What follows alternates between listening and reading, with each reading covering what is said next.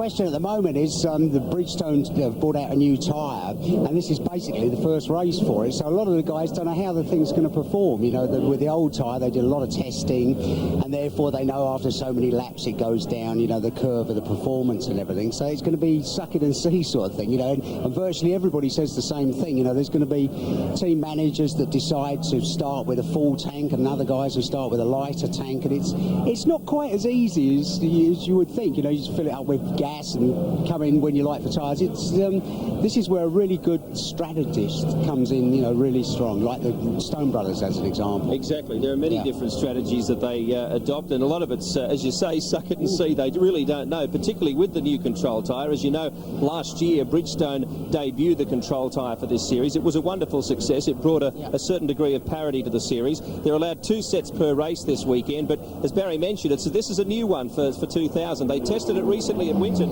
but the weather made it very difficult to get enough laps underway, so we don't know too much about it. Well, exactly. I think the other thing that is really impressive in a race like this, the reliability of the cars. I mean, these things, it's not like the old days of endurance racing where they take it easy and they wouldn't rev it full and all that. And I said, this is like an endurance sprint. You know, they're flat out, as Russell Ingall said earlier on, absolutely flat straps the whole way.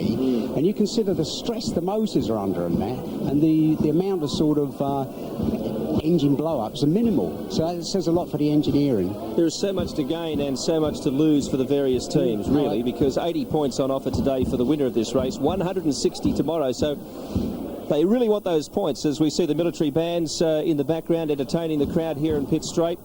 The drivers simply cannot afford to relax today because they don't want to lose points, but they have to somehow conserve the package for the 160 that are on offer tomorrow, and that is going to bring up a whole range of tactics. Well, it's great. You remember we were talking to start with, you know, with the massive amount of points on tap for the endurance races, and it worked last year, didn't it? Because basically it went down to Bathurst, and 5 guys still could have won the championship. Exactly that. You know, there were so many people at the beginning who said, that's a load of nonsense, you know, that's so silly, but it brought the whole championship alive, and that's what it's all about.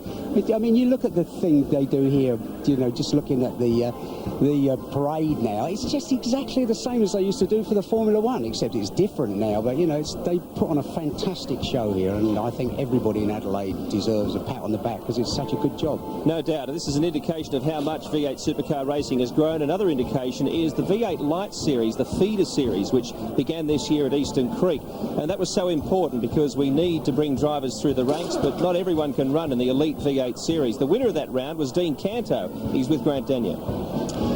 Well, winning one of these events, pit stops are absolutely critical, and while some of the big teams have performed pit stops maybe several hundred times, some teams haven't, and they include V8 light teams of Dean Canto and Wayne Wakefield. Dean, do you have the equipment to do pit stops this weekend? We've got all the right equipment, but unfortunately all the guys in the team haven't used it all before, so it's a big learning experience for us this weekend. And you enjoying being here? Yeah, the team's having a great time. Mainly we're just here to have fun, learn how to use all the gear and all that for the future. It's been a horror run though so far for you. In qualifying, you put it in the wall. Is the car okay now? Yeah, there's no problems with the car. Unfortunately, we had oil pressure problems yesterday, and only managed to complete 8 laps. So this morning in warm-up, I knocked 3 seconds off my time from yesterday. So settling down in the car and starting to get up to speed now. Good luck to you. Thank you. While Dean Canto tries to win, or at least stake a claim in the Clipsal 500 this weekend, we hope you can stake a claim for victory in our Ford competition. Have a look at this. Now, Jace, what's going on this year? It's not been that great, is it, really? Good on you, mate. Yeah, thanks a lot. Straight to the point. You could ask me a nice question and we could talk about really good things like here this weekend, but no, you're right there. No, but it's been a bit tough. We've had a couple of dramas, you know, at the island. We had a clutch drama and the wheel fell off the thing and all sorts of things, so it was just one of those things. But no, it's all going well. We've in a good position here. I'm driving well anyway. The worst thing is, like at Phillip Island, you know, all the team are really pumped because Garth was going good and that. And I come back in the garage and I can see you were really down in the dumps. And we're really happy because of Garth. Yeah, I mean, look, we're a small team and the guys work on each other's car, and I mean, it all works really well. They're all excited because Garth won the day, and so they should be. And I got not a point, so I wanted to kill myself. But anyway, that's okay. We survived. But it was going all right here yesterday. Yeah, no, it is. It's going very well. We decided to use a rotor tyre in the top 10 shootout, and it really didn't work that well. But that's okay. We'll be right for today. Long race. Yeah. But it's only the start of the season. I haven't had a lot of points, but a lot of racing to go. And what about the situation with you and Garth? You get on great together, good mates and that. Yeah, absolutely. I mean, we spend a lot of time Yeah. with each other away from the racing, and that always builds a good friendship. We work with each other on the cars. He's on a bit of a wave at the moment, and he's really going well. So, I mean, it's good for the team. It's good for the whole team. Like, all the guys are pumped about it, and it makes life a lot easier and a lot better. That's the thing. I think, you know, people that don't compete in motorsport or whatever, they don't realise when you're on the crest of a wave, it's so easy, and when you're not, it's hard. Yeah, it's like when you go gambling. Sometimes you end up winning every hand you play, but no, it's one of those things. Look, I'm not too disappointed at the moment. It could be a lot worse. I could be down the back of the grid somewhere. We're at least at the pointy end, and things are going well. I mean, a lot of racing to come. I'm going to be doing this for 20 odd years, so yeah, we'll be right. And what about the race here? It's a long race. Yeah, it is. Last year we had a pretty good run. Unfortunately, we had a couple of mechanical problems that put us back in the first leg, if you like, but we made it through to the front end again in the second leg. So I reckon we've got a good package. I've been working hard on my fitness and running and swimming and all that sort of thing, so no, we'll be right. Great. Well, best of luck today, and today might be the beginning of the good stuff. Thanks, mate. Next time you come and see me, let's talk about good things. I right? always do, Positive, normally. right? It's Yeah, not good my on you. fault, it's what I'm asked. See you, Jason. Best of luck. The amazing Jason Barguana there with Barry Sheen as the military band continues. Bargs and Garth took a round each last year in the Shell Championship Series. Garth, of course, leads the championship in 2000, and Jason is just winding up to full pace, as are the cars. You can see them in the foreground there, entering the circuit. We're going to get down to business very soon. We'll be back.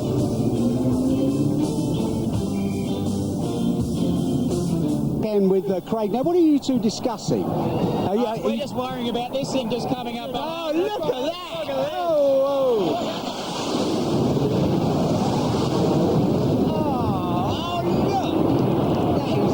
Mate, if we had that horsepower, we'd be going really good.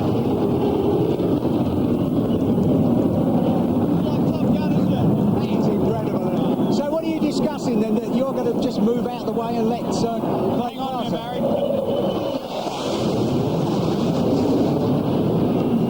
We chose the right time to do this, of course. Perfect. So what are you discussing? You're just going to move out of the way and let Ray pass, are you? Oh, look, I wouldn't think so, but I mean, we'll just do our best to begin with and try to stay on strife. It's on full tanks, the cars will be pretty hard to drive for the first 20 laps. I tell you what was amazing last year here, that everybody got through the chicane and really, you know, it's really come of age in that fashion, hasn't it? Well, it has. From Rusty, of course. Well, he's on his suspended sentence, so he's clear, he's all right. He never gets his money out, he wouldn't do it anyway. All right, well, best of luck, guys. Thanks, Let's Barry. hope you have a good, safe race. Thanks, Bowie. Okay, Bowie. Grant? Well, Russell Ingall, your cars are built for endurance races. You're probably in one of the best positions despite not being on the front row. Not complaining. Mind you, I've got a few hard charges around me as well. It's going to be a good couple of laps, but no, look, we're very pleased. El Castro Commodore, she's humming along quite well, and I think we might surprise a few people by race end. Now, you're called the Enforcer, but what sort of tactic or attitude are you taking towards this 250k race? Well, mate, I'm a little bit down on the championship board due to a bad round at Phillip Island the first round, so I've got to get all the points I can. So a few of these other guys who's at the pointy end of the championship will be conservative. I won't be. I'm just going to go flat out and both races, and I've got to get a heap of points, get me back up the front. Now, fitness is obviously isn't a problem for a gun like yourself. Absolutely, I mean it is. I've taken the Barry Sheen fitness regime, and I don't know whether that's good or bad, but no, look, we're all right. We're doing a lot of work leading up to this race, especially after we knew how hard it was last year. So, mind you, a lot of the drivers have, which means a faster pace.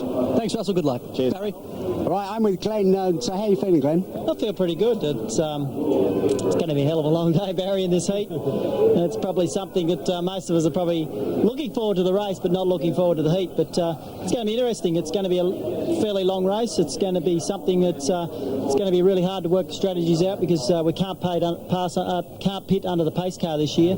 So it's going to be quite different. But it's a race that I'm really looking forward to. That's really going to be a struggle, isn't it? Because if you leave it too long and then all of a sudden the pace car comes out, what happens then? Well, that's exactly right. You've got to get it all done early, I think. There's no doubt about that. And there's also a window between 15 laps and 57 that you've got to do your pit stops in. So you've got to work all that out and also get the pace cars right. If you can get all your stops done before the pace car, you're in for a good chance. Best of luck, Ace. Thanks, Barry. Cheers. Best of luck. Well, I'm here with John Bowe. John Bowe, you've had a great track record here at this circuit. Are you hoping to repeat that? Sorry, mate, I didn't hear the question.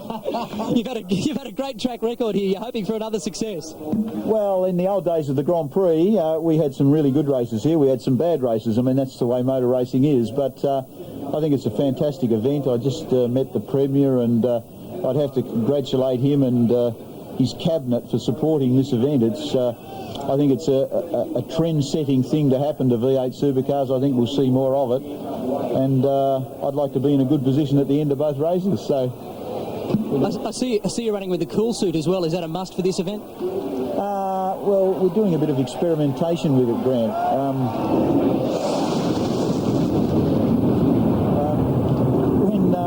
At the end of the race, if I look like a lobster, you'll know it didn't work.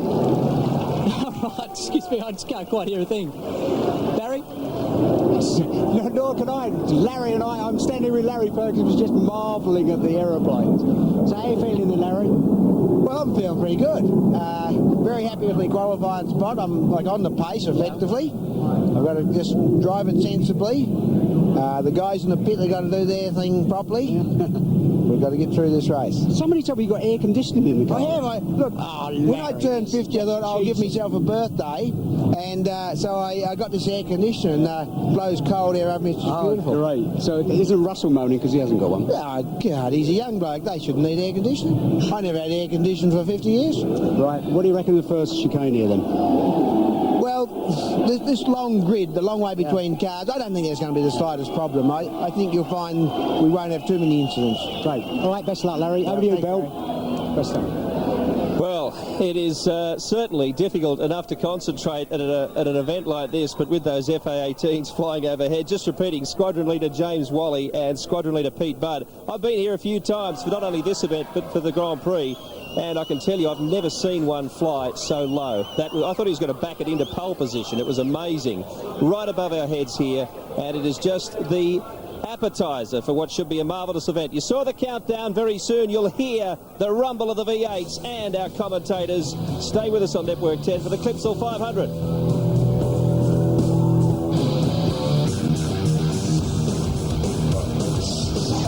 Welcome back to the bullring. We are set to do battle here on the streets of Adelaide. The V8 Supercars are ready for action in the first of two 250k races, the Clipsal 500. And Mark Osler, if it's going to be anything like last year, we are in for a great race. It was just incredible, wasn't it?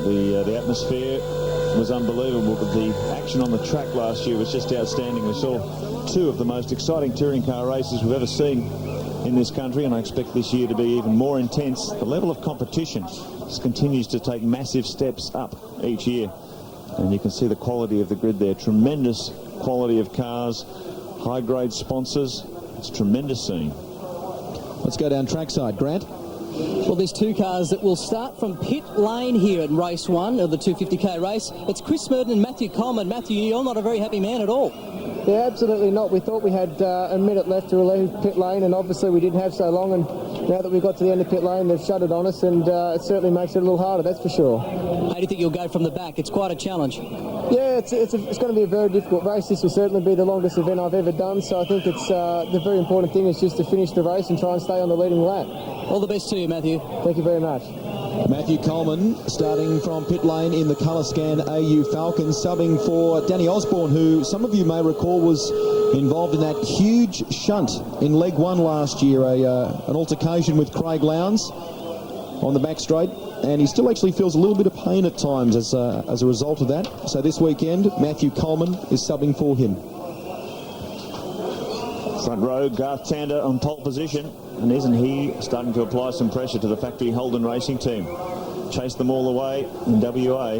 Now he finds himself taking his first career pole. Extraordinary achievement. There's the Auto Pro Commodore of Cameron McConville. Teams were doing a lot of testing recently. They got a lot of speed out of the car in a test at Winton. And they put some new shock absorbers. They're very happy with it, but they've come to this track, and all that data, all that speed that they found at Winton has basically gone out the window. Another guy to keep a close eye on there, we saw towards the back as well, young Paul Wheel in the K&J Radiators Falcon. He has been showing some quite good turns of speed lately. This is his first ever assault, though, on the streets of Adelaide, so it'll be interesting to see how he goes. See the heat haze there. Evocative shot of the Adelaide Street Circuit, 3.2 kilometres the distance. And here's the way they'll start, the Shell Helix grid. For the Clipsal 500 in 2000, Garth Tander and Mark Scape will start off the front row. Russell Engel and Craig Lowndes behind them. The first of the Fords, John Bowe and the Caterpillar AU Falcon, Glenn Seaton alongside, Larry Perkins will start behind them. We go back to row 5, Paul Radicic alongside Stephen Richards, Larkham, McLean, Longhurst and Poole, then Steve Ellery alongside John Faulkner. Neil Crompton and Greg Murphy, Stephen Johnson, Brad Jones and Craig Begg. Tough day for Stephen yesterday. He got very little track time. Trevor Ashby, Thomas Mazira and Todd Kelly in the Holden Young Lions car. We go further back, Dougal McDougall, Paul Morris. There's Paul Wheel we were talking about before, and young gun Cameron McConville, Peter Doolman in the Team Gatorade entry. Paul Romano, one of the three cars starting on pit lane after a breakdown in communications. So it's a tough start for some of the semi-professional teams as this field heads off and warms up the cars for what will be one of the toughest touring car races ever. Race 1 of the Clipsal 500, 250 kilometres, absolute torture, tough on drivers, tough on cars, tough on the pit crew. Should be an unbelievable contest. I tell you what, Mark, it's really a lot hotter than the temperature actually says. You know, when you're down there, walking around on the grid, it is really hot. And you can see on Glenn Seaton's photo. Oh, Gary Holt, one of the Konica V8 Lights drivers who did so well at Eastern Creek a couple of weeks ago.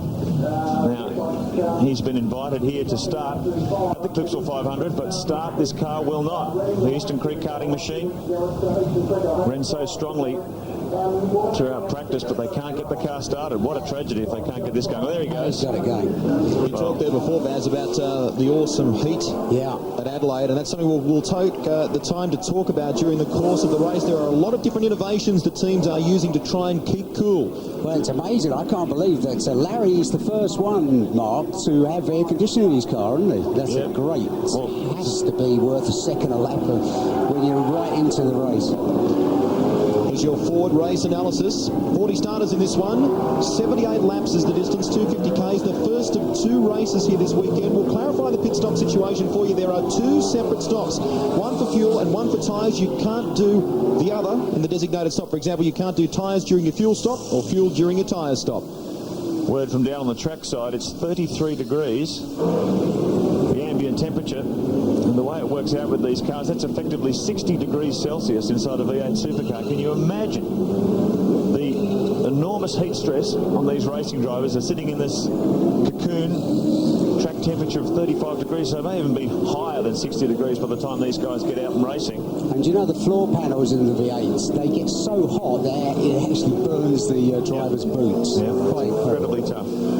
So these guys are really going to be working very, very hard today. And don't forget, of course, 80 points up for grabs today, 160 tomorrow. So it is important to, I guess, perform well today, but conserve the car as well for the all-out assault on tomorrow's second 250k race. Not just looking after your car, looking after yourself as well. I think Garth Tander said it best. I spoke to him earlier this morning. He said it's effectively 250k sprints. There's no enduro about this stuff anymore. It's just, you just got to get out there and drive every lap like a qualifier.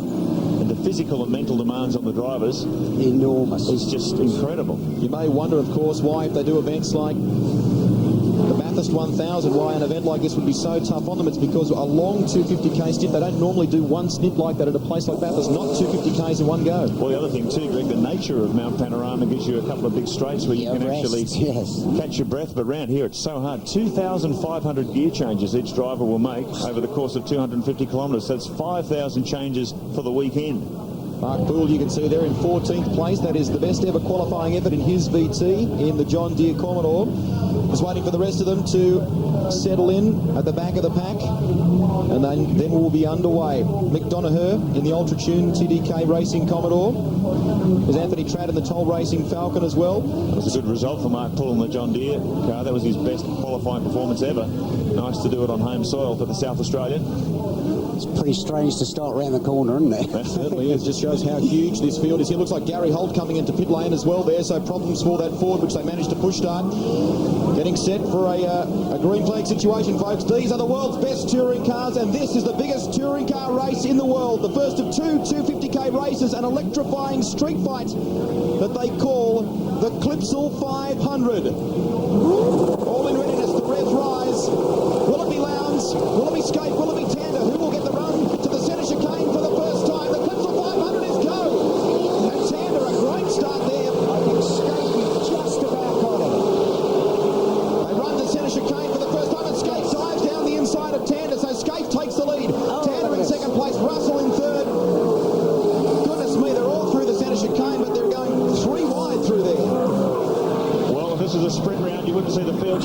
but Tander has muscled up the inside. Great start from the Valvoline Cummins man off pole position. This big field threads their way through the concrete lined streets of Adelaide. Magnificent sight. Just a massive field, isn't it, when you look at it? Incredible. So important at this early stage too to keep it off the walls. Tander, a tremendous performance in this early stage. The 23-year-old has settled into the lead. And look at them riding the curves. Steve Johnson, Paul Wheel. Tander leads the field through Speed Stick Turn, off the Adelaide Straight, onto the Brabham Straight for the first time. Then it's the two Holt Racing Team Commodores following in pursuit. Escape, followed by the defending champion, Craig Lowndes. They want to be holding their breath as they spin down here the hairpin up the inside, one of the Kmart Commodores. And keep in mind these cars, their tyres aren't up to optimum temperature. It takes 2 or 3 laps before they're working at their best. They're also carrying a full tank of fuel, so the car's very, very skaty in these opening laps. The drivers have got to be careful. Make their way now towards Clipsal Turn, and then onto the start-finish straight. That will complete lap 1 of 78. Here on the streets of Adelaide. Stephen Richards doing great things at the moment in the Kmart Commodore after that shocking crash in the course of qualifying. Now, what's happening going here? on here? This is on lap 1. Oh, it's empty track. Yeah, it just looks basically sort of understeer straight on the looks of it. But we didn't see what happened at the beginning of it. So the two Red Barons had their wings clipped at Adelaide this weekend so far. Garth Tander in the Valvoline Cummins car takes pole position from the factory cars. Mark Scape in behind, Lowndes right behind him. And then Russell Ingall, the enforcer, back on form on the streets of Adelaide. He knows how important this is. 240 points up for grabs if you can win both races. Word for the pitters, Anthony Tratt has rejoined the field right at the very back of the pack in behind the likes of Smurden and Coleman, who started from pit lane, but Tander continues to lead the field in the Valvoline Cummins Commodore. Here's your championship leader by just 2 points over the guy who currently runs in second place, Mark Scape. The defending Adelaide winner, Craig Lowndes, sits in third. And then it's the enforcer, the local boy, trying to turn it on for the home crowd, Russell Ingall. Yeah, when you think about it, Ingall has nothing to lose, really. You know, where the other guys are looking after their championship situation. Tander, as an example, Russell is really very badly off the points at the moment. So if anybody's going to let anything to risk, it'd have to be Ingall, you'd say. It's been a much better weekend for one of the FTR Falcons anyway. This one being driven by Glenn Seaton. The switch to this new Bridgestone control tower, he said, has actually helped the balance of the car. He's getting a lot more speed out of it. You can see here, he is right up with the fastest Falcon from qualifying, the Caterpillar Ford of John Bauer. So a much better run for Seaton. Neil Crompton, his teammate. This weekend the car is being engineered by a couple of Ford engineers. It's been brought in by Howard Marsden. But Crompton not running nearly as well in the opening laps of this one. He's really struggled throughout qualifying. Let's have a look back through the field. What's happening here? Crompton up the inside and that's Cameron McLean. Oh dear me, that was a bit of bad luck. Now that might have been Stephen Johnson got caught up. Stephen's got a whack from the other side as well. Mark Poole did very well to avoid all that. Call him Houdini next time. Good battle of the Fords. You can see that Commodore quartet at the front. Then there's the first of the Falcons. John Bauer, Glenn Seaton in behind, and the Rat, Paul Radisich. Hugely disappointed after the top 10 shootout yesterday. Some sort of a electronic gremlin in the car's engine management system. And Seaton just on the inside as they come under brakes. He's monstering the back of the Caterpillar Ford. You'd have to say this is the best Seaton's thing's looked through the whole year, isn't it? It really is, yeah. Fastest man on the circuit last time around was Tander, your race leader, a 1:28.34, and he's at the top of the standings. Look at Seaton trying to have a go at John Bauer here as we work towards Mistral Turn. The last turn as they go into the front straight, and he does it under brakes. Well done. Good one. Nice. Radisich coming too. Radisich is there. You can't leave any space for the old rat, can you? Who's there? I think Stephen Richards wants a slice of the action. He got a good run out of that corner, but not quite enough speed. Oh, look at this battle. So it took a few laps to settle in. Now the tyres are up to temperature. The boys are getting stuck into it. Look at Radisich. Has a look up the inside of Bauer, but there's no room there. Richards, that's a miraculous job by the Kmart team to repair that car. I'm really surprised, Mark, they're using the curve so much in the first chicane because Ingall's thing during qualifying, he whacked the curve and bent the steering arm. So I'm really surprised the guys are using it so much, especially in a race this long. Yeah, it's very, very tough on the equipment. This really is proof, even at this early stage, of Garth Tander's comments. These guys are treating this, I know it's early days, lap 4 of 78, they are treating this like a sprint and then some. Look at Radicic through there, up on 2 wheels. That's Larry. That's Larry Perkins. Larry.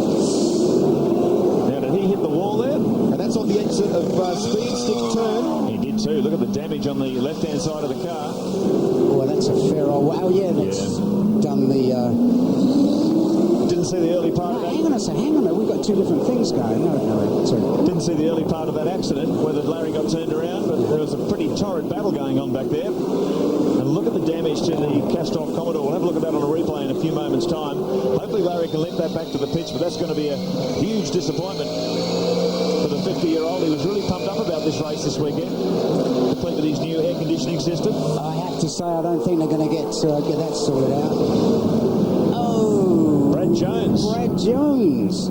Oh, and John Faulkner, did he get whacked? Oh yes. Look at that. Now, Brad's in a very vulnerable position there. Hopefully no one else managed to clip Oh, damn. Just about got reverse in the right time, didn't he? No wonder he picked reverse. Now that happened before that incident we saw involving Larry Perkins. So we'll try and get a shot of that for you as well and find out what happened to Larry. Larry has come into the pits now. Radicic has gotten around John Bow in the Caterpillar Ford. So will the Black Cat prove to be good luck or bad luck today for John Bow? At the moment, Radicic is flying. Yep, the Rat is on the march. Just put in a very quick time.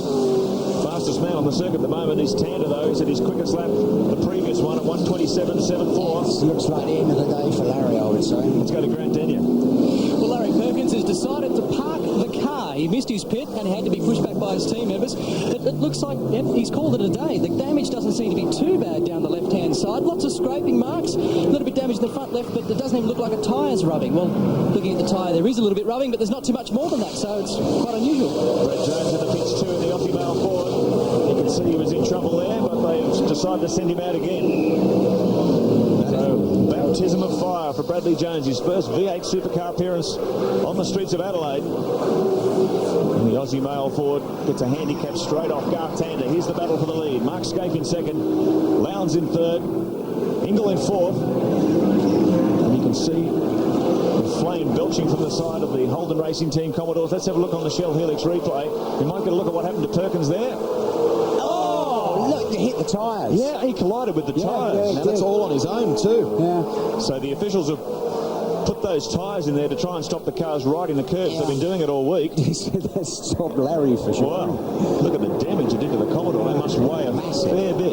Back at the front, this is the same place Larry went off right here. Speed Stick Turn on the exit of the Adelaide Straight and coming on to the Brabham Straight. Radicic has been able to pull clear of Bow here, and Bow is slipping back into the clutches of a hard-charging Stephen Richards. Despite that crash during yesterday's qualifying, he's doing very, very well in the Kmart Commodore at the moment. I have to say, putting the tyres there, I think is a bit silly because it's inevitable that somebody's going to run in there and whack the tyres. You saw on the little sort of chicane there, it's asking to be hit and it's going to knock it into somebody else. And at the end of the day, the curbs are high enough, it's going to do enough damage to the car if they run them anyway. John Bow's going to be fighting for every point here. 44-year-old veteran from Devonport in Tasmania. He's had a terrible start to his Shell Series campaign. 25th in the championship at the moment, coming under fire from the Kmart Holden's. Grant. Well, Larry Perkins, wow, you put the car away. What happened? I just gave everyone a demonstration of how you don't go about winning races. You're saying it's your own fault?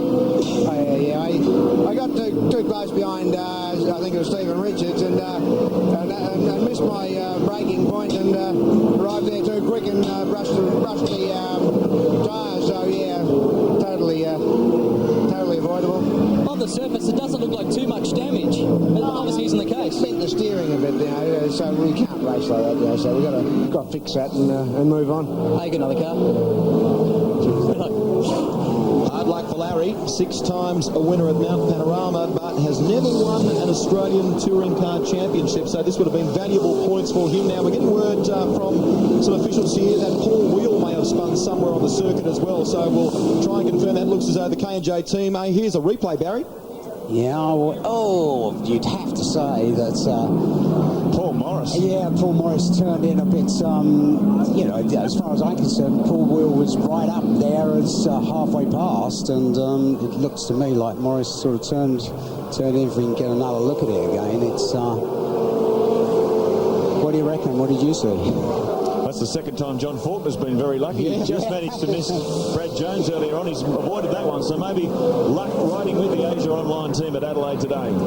We saw Garth Tander sneak into the 127s. He was the first to do it, a 127.4, his best lap. And now everyone else seems to be starting to do the same. Scape is into the 127. So too Lowndes. We go further back, Seaton and Radicic now. That is the Aussie male Falcon of Brad Jones. He's come back into the pits. This is rotten luck for the guy from Albury. Now, what's happening here? That looks like the stop-go penalty. Stop and go. Well, he might have been speeding in pit lane the last time he came in. We haven't heard that from the pits, but it's quite often a penalty in the heat of a race. You're feeling anxious, you want to get into the pits, get the car repaired and get out there as fast as possible. It's very easy to exceed that 60km/h speed limit. So not sure if that was the case, but probably a likely one in the heat of battle. There's Craig Baird in the Pertec Falcon. It was, we've had it confirmed from pits, it was in fact speeding in pit lane, so Brad Jones is just going to have to cool it a bit, try and get his rhythm back, because this is a long, long race. Lap 8 of 78, and you can see there both Mark Poole and Craig Baird coming through, both of those cars, the Commodore and the Falcon respectively, sporting battle scars. This is John Faulkner in the Asia Online Commodore. All right, now let's have a look at this. Another look at this. He's definitely halfway past. What do you reckon? Yeah, look where he's hit him. Yeah, so there you go. It's, I think that was a little bit unnecessary. I think under the V8 Supercar driver etiquette rules, if you're alongside the B pillar, it's considered your corner. You see Russell just whack the tyres there, Mark. Did you see, look, they've got the wrapping off them. Well, they're really trying here on the streets of Adelaide at the moment. The young gun, 23-year-old Garth Tander leads from Scape and Lowndes, the Holden Racing duo. Then it's Ingle, Seaton, Radicic, John Bow and Stephen Richards doing great things in the Kmart Commodore. Bargwanna, Murphy, Larkham, Longhurst, Ellery and Crompton. Stay with us here on the streets of Adelaide.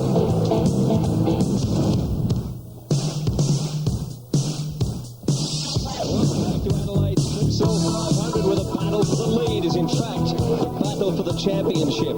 Tander, Scape and Lowndes, top three in the championship, top three here in the race, and chasing them hard in fourth is 10th in the championship, Russell Ingle. He seriously needs the points. He's on 98 right now, more than 100 off the lead, and this is a very important weekend for him. We're talking about someone vitally in need of points there, Billy, and of course Greg Murphy is one of those. He started out in grid position 18, but he's moved up to 10th. So Murph, who finished second here last year, is making big inroads in the Kmart Commodore.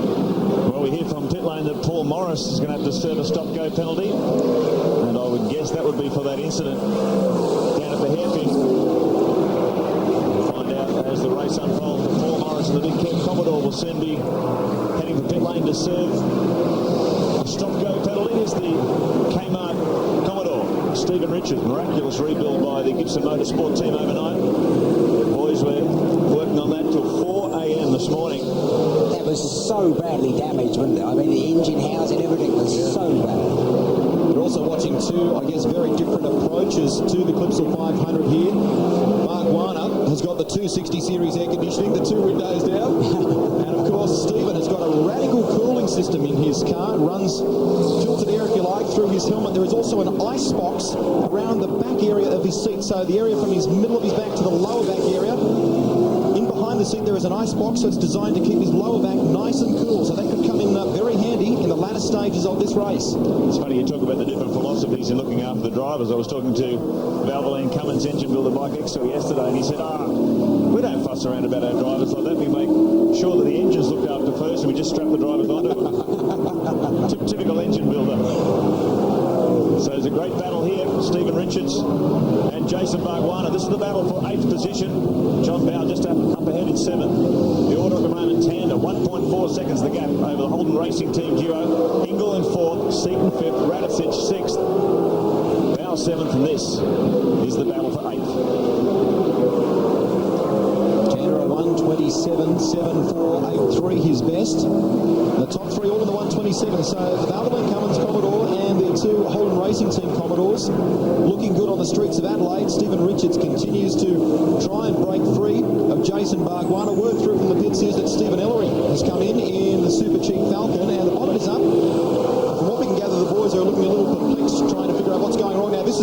just making his way down pit lane for the stop-go penalty in the Big Kev Racing Commodore. So Paulie has been doing quite well in the championship so far when you consider that there are several guys who've made the transition from Super Touring. McConville, Jones, who's just in front of him, and of course Paul. And Paul, I guess of all three of them, has been performing the best. But boy, oh boy, he's been caught up in a few altercations.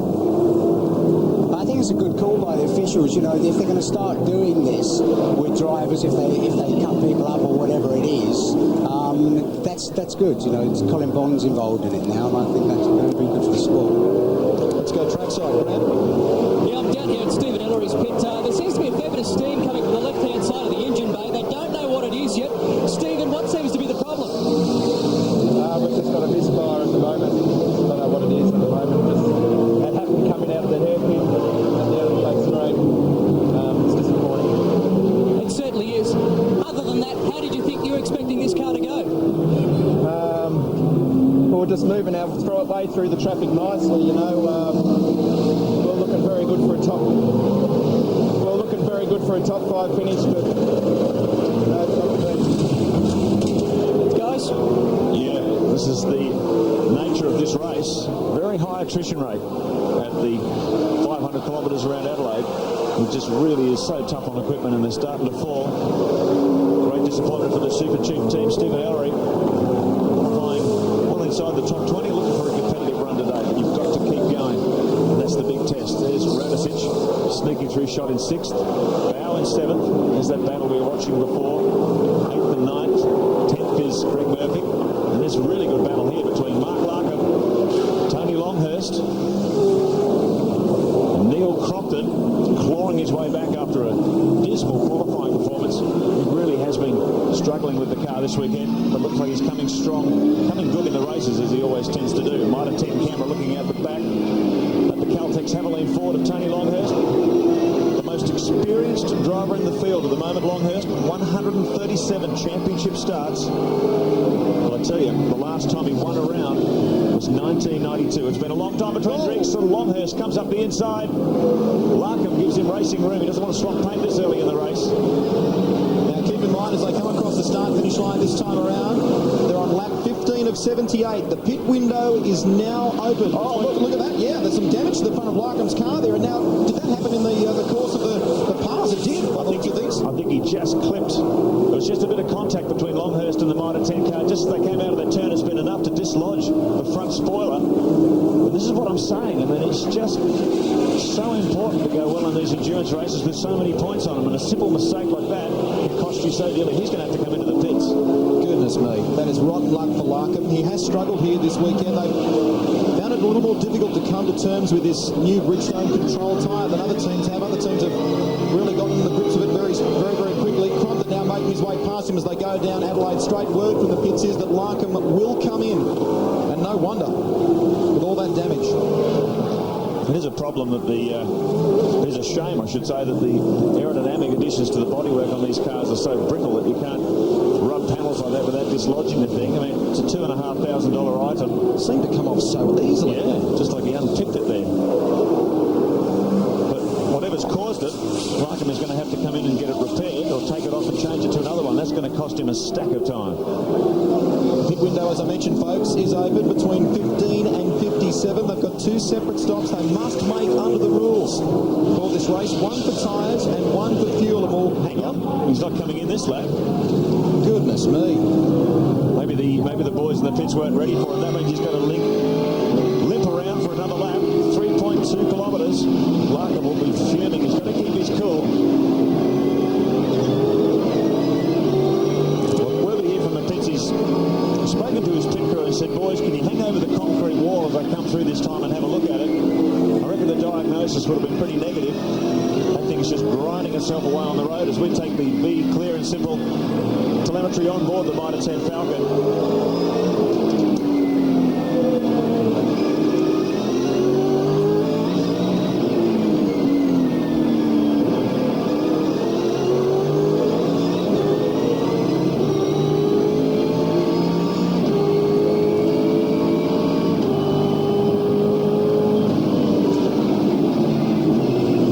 Wonderful sounds from from the Mitre 10 Ford as Larkham continues around the streets of Adelaide. Now, what the team were concerned about, we're told, is that they didn't think Larkham was inside the pit window. So not only do they want to take advantage of trying to fix this problem, they also want to try and complete the first of their 2 stops. Well, the interesting thing is, under the compulsory rules, you can't refuel when you're changing tyres, and you can't change tyres when you're refueling. But I think there's anything in the regulations that says you can't undertake some body repairs while you're doing one of those 2 stops. So I think what the Mitre 10 team is going to try and do, I thought they might have been trying to hold out to lap 15 for the compulsory pit stop window to open, but they're going to come in earlier than that. This is going to be costly for Larko. Let's go to Grant Denyer. Well, Larko was staying out to see whether he had any other damage, and apparently, according to his pit, he's got some front bar damage. So they're going to try and fix both while he comes in for this pit stop. I can't quite see around the front, but yeah, so that's terrible news for them. One thing they'll be keeping a close eye on here too is that if they do this tyre stop, which they are doing at the moment, they will also need to take a special strip off the back of the car. There is an orange one and a green one. The orange one is for fuel and the green one is for tyres. So if they don't take that strip off, under the rules, they must come in and do a separate stop to complete it again. Yeah, well, I hope in all this flurry of activity, the team can keep a cool head. That's such a great shame, isn't it? Mitre 10 Falcon, something like that can just cost you so much time. Here comes a new front spoiler section. Composite, made of fiberglass and Kevlar. Very lightweight, so they can attach to the car in only a few moments. There's Mark Larkham taking a drink from his drink straw. So they're going to have to drill a new hole in the go because the bodywork has been damaged. It won't line up with its original pins. And this is what I mean. This just costs you bulk time. When the other one came on too, Mark, it had worn away quite a lot. So Garth Tander back at the lead. 3.2 seconds the gap now. So the 23-year-old West Australian really showing the factory Holdens a clean pair of heels in the opening laps of this one. 17 laps down. 3.2 seconds the gap. And here's our 5th place man, Glenn Seaton. First of the Fords. Radicic behind him bow, so there's a trio of Falcons running fairly close together. This is a much improved performance from the Ford Tickford Racing team. Seaton's running an interesting little system for you too. He's running an optimizer, or an atomizer I should say, which is something a little piece of gardening gear that one of the team have brought in from home, and it sprays water at his face just to keep it a little bit cool as he goes along. Larkham leaves the pits in the Mitre 10 Ford, so he's done his tyre stop and a lot of time lost while they change that front splitter. Looks like Paul Radicic is continuing that charge. He's starting to get closer to the back of Seaton's car. So you remember that Radicic started 9th. Yeah, it looks as though Larkham was testing that out. Wants to give the front bit of a workout to make sure the boys have attached it properly. Bit of the magic tape on the right-hand side. They put some cable ties there as well to try and hold it onto the bodywork. It's a bit of a band-aid job, a bit of a patch-up job, but as long as it holds it on, for 250 k's, that's all the boys have got to worry about. Here's Dean Canto, the winner of the opening Konica V8 lights round at Eastern Creek. And he's right up behind Mark Larkham. The 19-year-old Sydney Sider monstering at the moment. He's going to get past here too. He's got a busy weekend on his plate at the moment, Canto. His team also look after Grant Kenny's Subaru WRX in the GTP Nations Cup, or in the GTP Series, I should say. Larkham doesn't want to let him through. Well, these two will be probably fighting for track position once we see the timing monitor trip over. Let's have a look at the Shell Helix replay, a bit of an incident earlier on. And that is Matthew Coleman, yep, the colour scan Falcon, deputising for the injured Danny Osborne this weekend. And it was at this race, in fact, where Danny Osborne was so badly injured in that crash with Craig Lowndes. At the moment, Garth Tander continues to lead things here on the streets of Adelaide on lap 19 of 78. The 23-year-old from WA doing very, very well. From Scaife and Lowndes, we can see, of course, that Tander is continuing to hound Mark Larkham. This is much further back in the pack when you consider that Larkham has had that problem with the front splitter. There you have it, folks. Your Shell Helix race score. Tander leading from Scaife, Lowndes, Russell Ingall doing very well at the moment. Glenn Seaton, Paul Radicic, John Bowen, Stephen Richards. There's Barguana, Murphy, Longhurst, Neil Cromp and Stephen Johnson as well, who's clawing his way back. Had only completed 8 laps during the course of practice and qualifying and getting used to the Adelaide circuit. Trust you enjoyed all the action here from Adelaide. Stay with us here on your home of motorsport.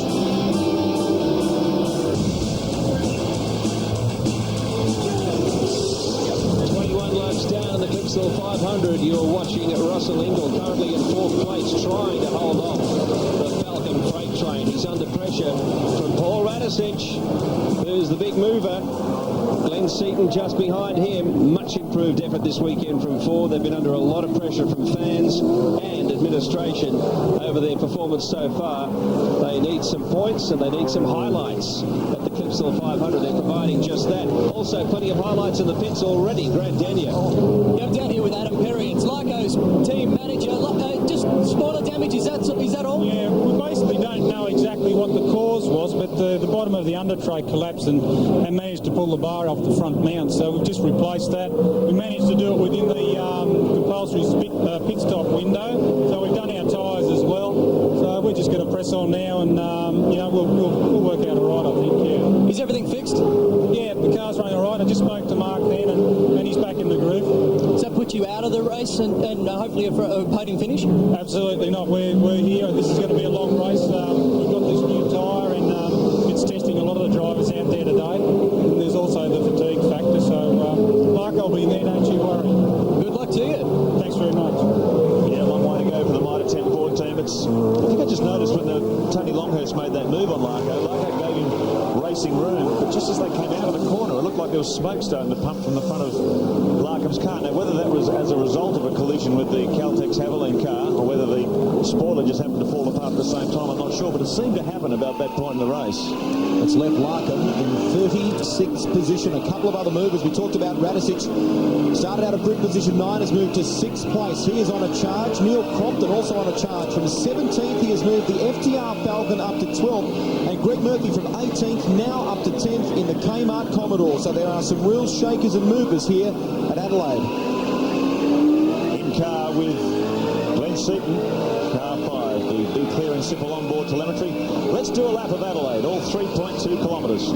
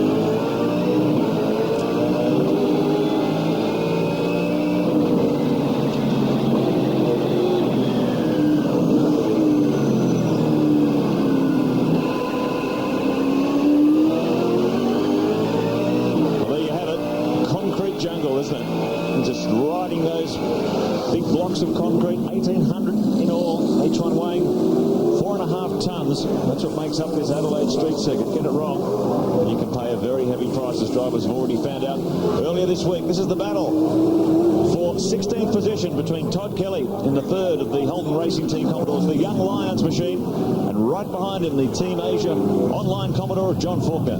Two guys who are actually injured at the moment. They don't seem to be driving like they are. Kelly is nursing an injured left hand. He damaged the tendon in his left hand during the course, or the aftermath, if you like, of that crash involving Neil Crompton and Paul Morris at the Grand Prix. And Faulkner has a compressed disc in his back, and has been working with chiropractors right throughout the course of the season to try and get that right. There was even a question mark over whether he would race here at Adelaide. And Adam Macro, the former Formula Ford champion, was on standby and may have taken up the ride in the Asia Online Commodore. John, you'll remember last year was really knocked about quite heavily in the second leg of the Adelaide 500 and had to be extracted from the car. He literally dehydrated.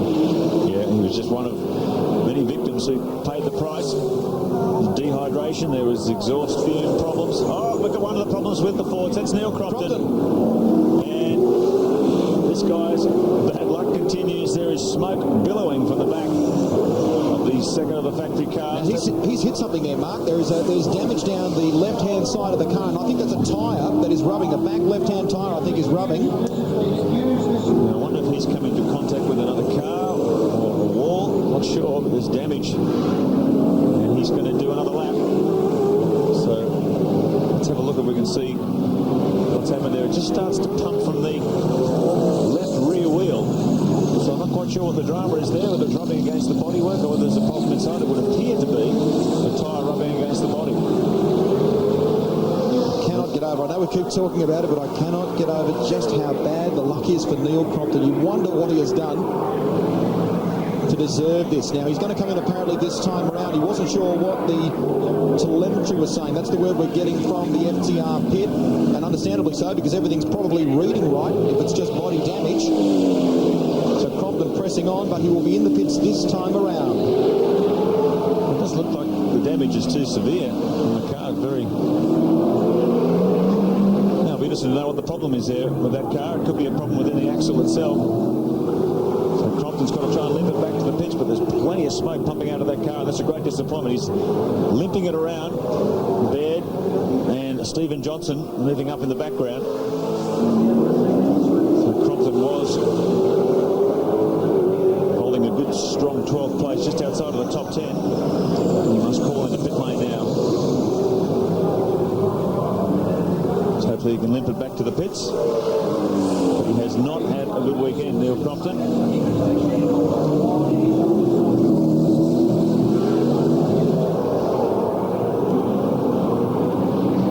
here we go. Neil is coming into pit lane this time around. Our pit reporter Grant Denyer tells us that Neil is going to drive straight into the garage. Okay, So, well that sounds like it's more than a tyre rubbing problem. That might be something terminal in the rear axle.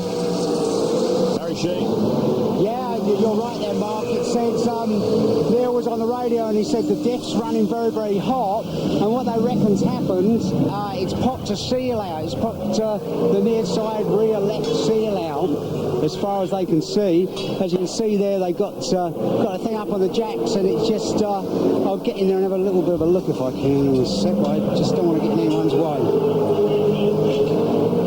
It looks like a seal or something, because got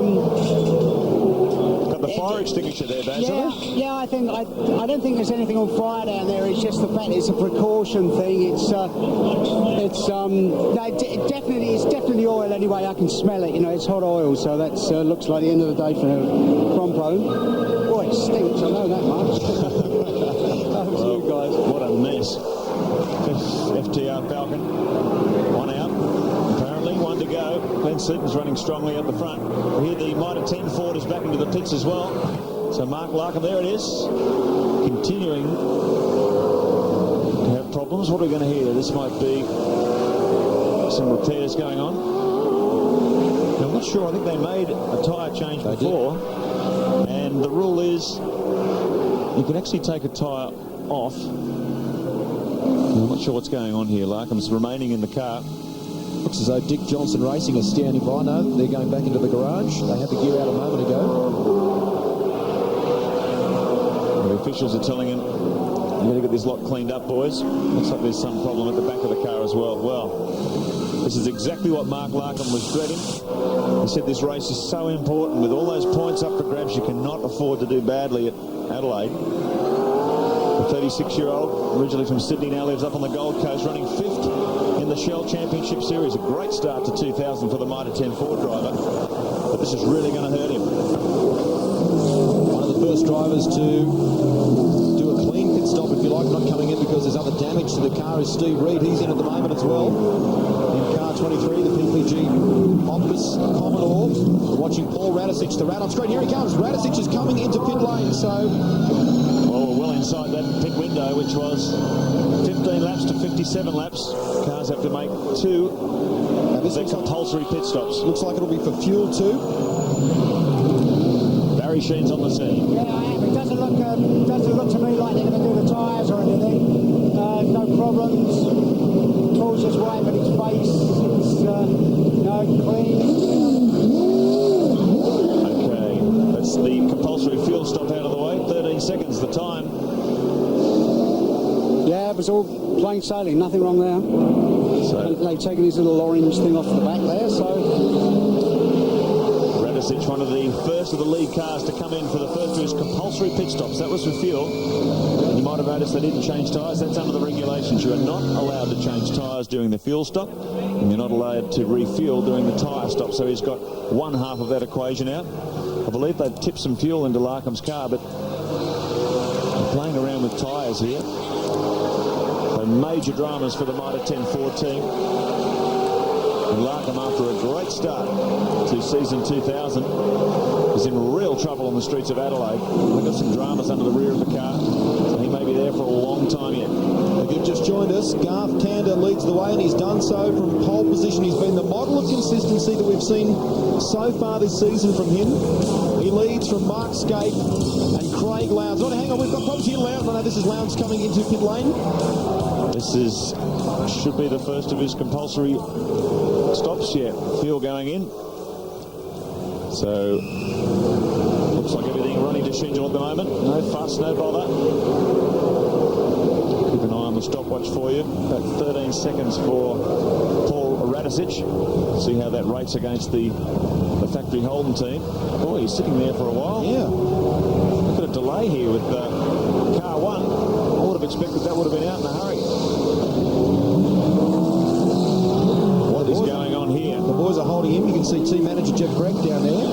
Well, that was a long stop. Now, I'm wondering if they had trouble changing the drink bottle or something like that. They were at the back area of the car, in behind Lowndes.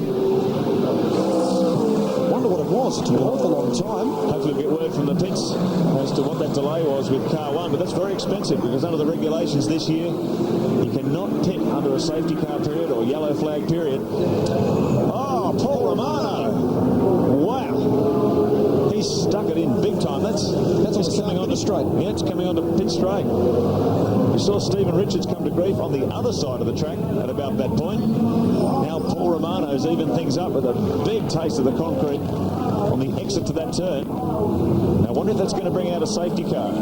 If it does, it'll be pit stop central.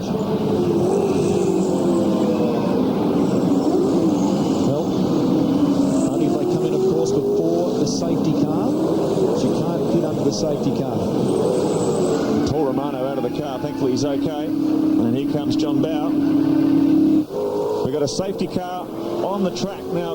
There's a few of them that have come in like Bow here, for example. Now, I wonder if he's judged that prior to. Seaton has too. Now, I don't know whether they've managed to sneak in before the safety car sign was held up. There's very strict regulations on this.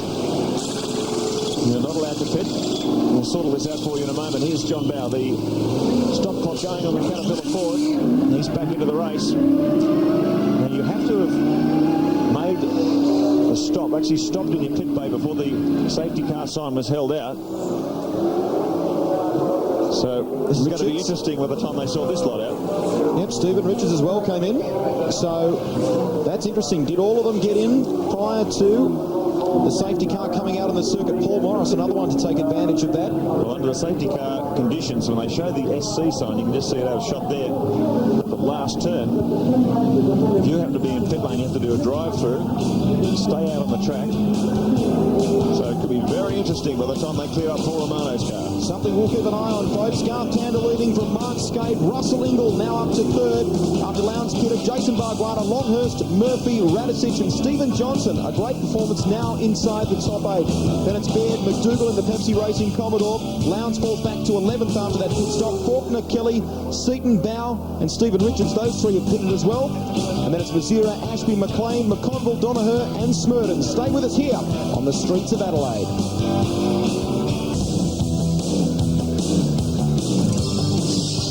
Well, this is what makes the Clipsal 500 such a fascinating race. Compulsory pit stops, yes, but also clear regulations about how those pit stops are taken. And there's a little bit of conjecture about the situation with Mark Skate. Either way, he has problems and big ones. Yeah, we saw the car come in. Craig Lowndes was okay, but a very despondent Mark Skate sitting there. There's some problem with the engine. We saw the mechanics fiddling around with the engine management system. The engine's been running very roughly. They've switched it on and off a couple of times. There's one of the boys inside working on the car's engine computer, engine management system. Barry Sheen's on the spot.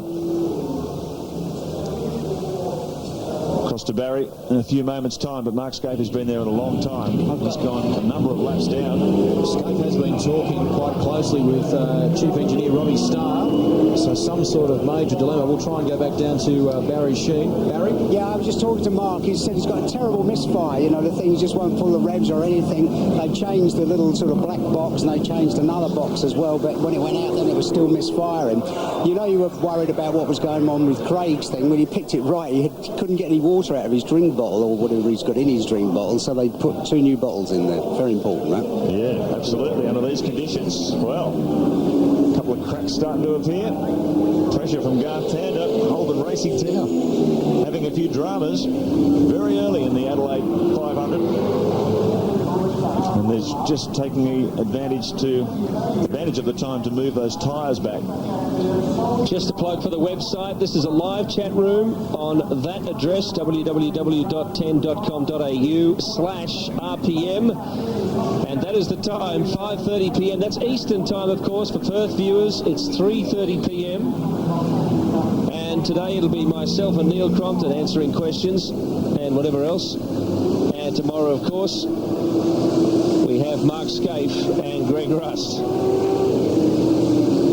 Well, hasn't this safety car situation changed the complexion of the race? Tander leads from England, Bargwana. We've seen a few pit stops. Grant?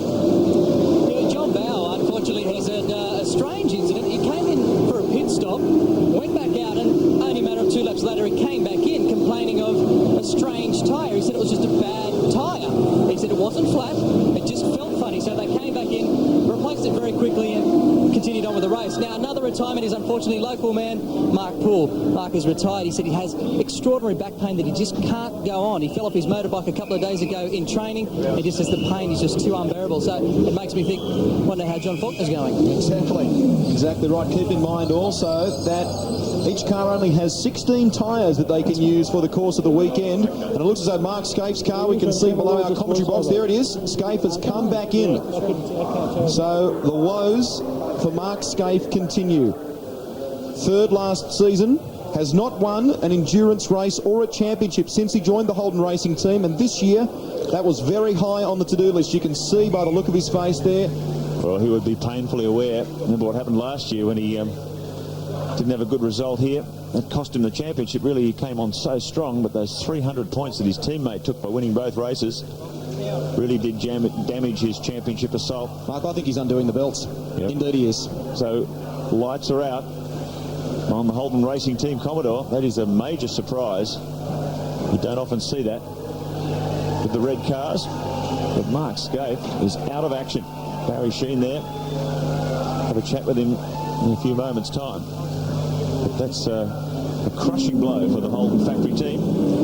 Craig Lowndes, the only remaining car there now, and of course Todd Kelly in the Young Lions car. So there's 2 more out there. Lights are off on the safety car, so we'll return to full green flag racing conditions this time around.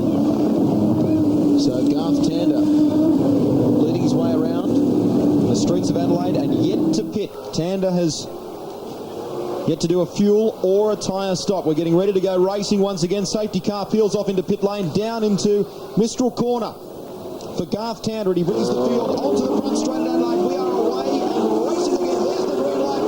That's all systems go. Russell Ingall in second position. Jason Bargwana third. The field sort themselves out as we return to full green flag waving conditions. So, drama upon drama. We're only 34 laps into this 78-lap contest.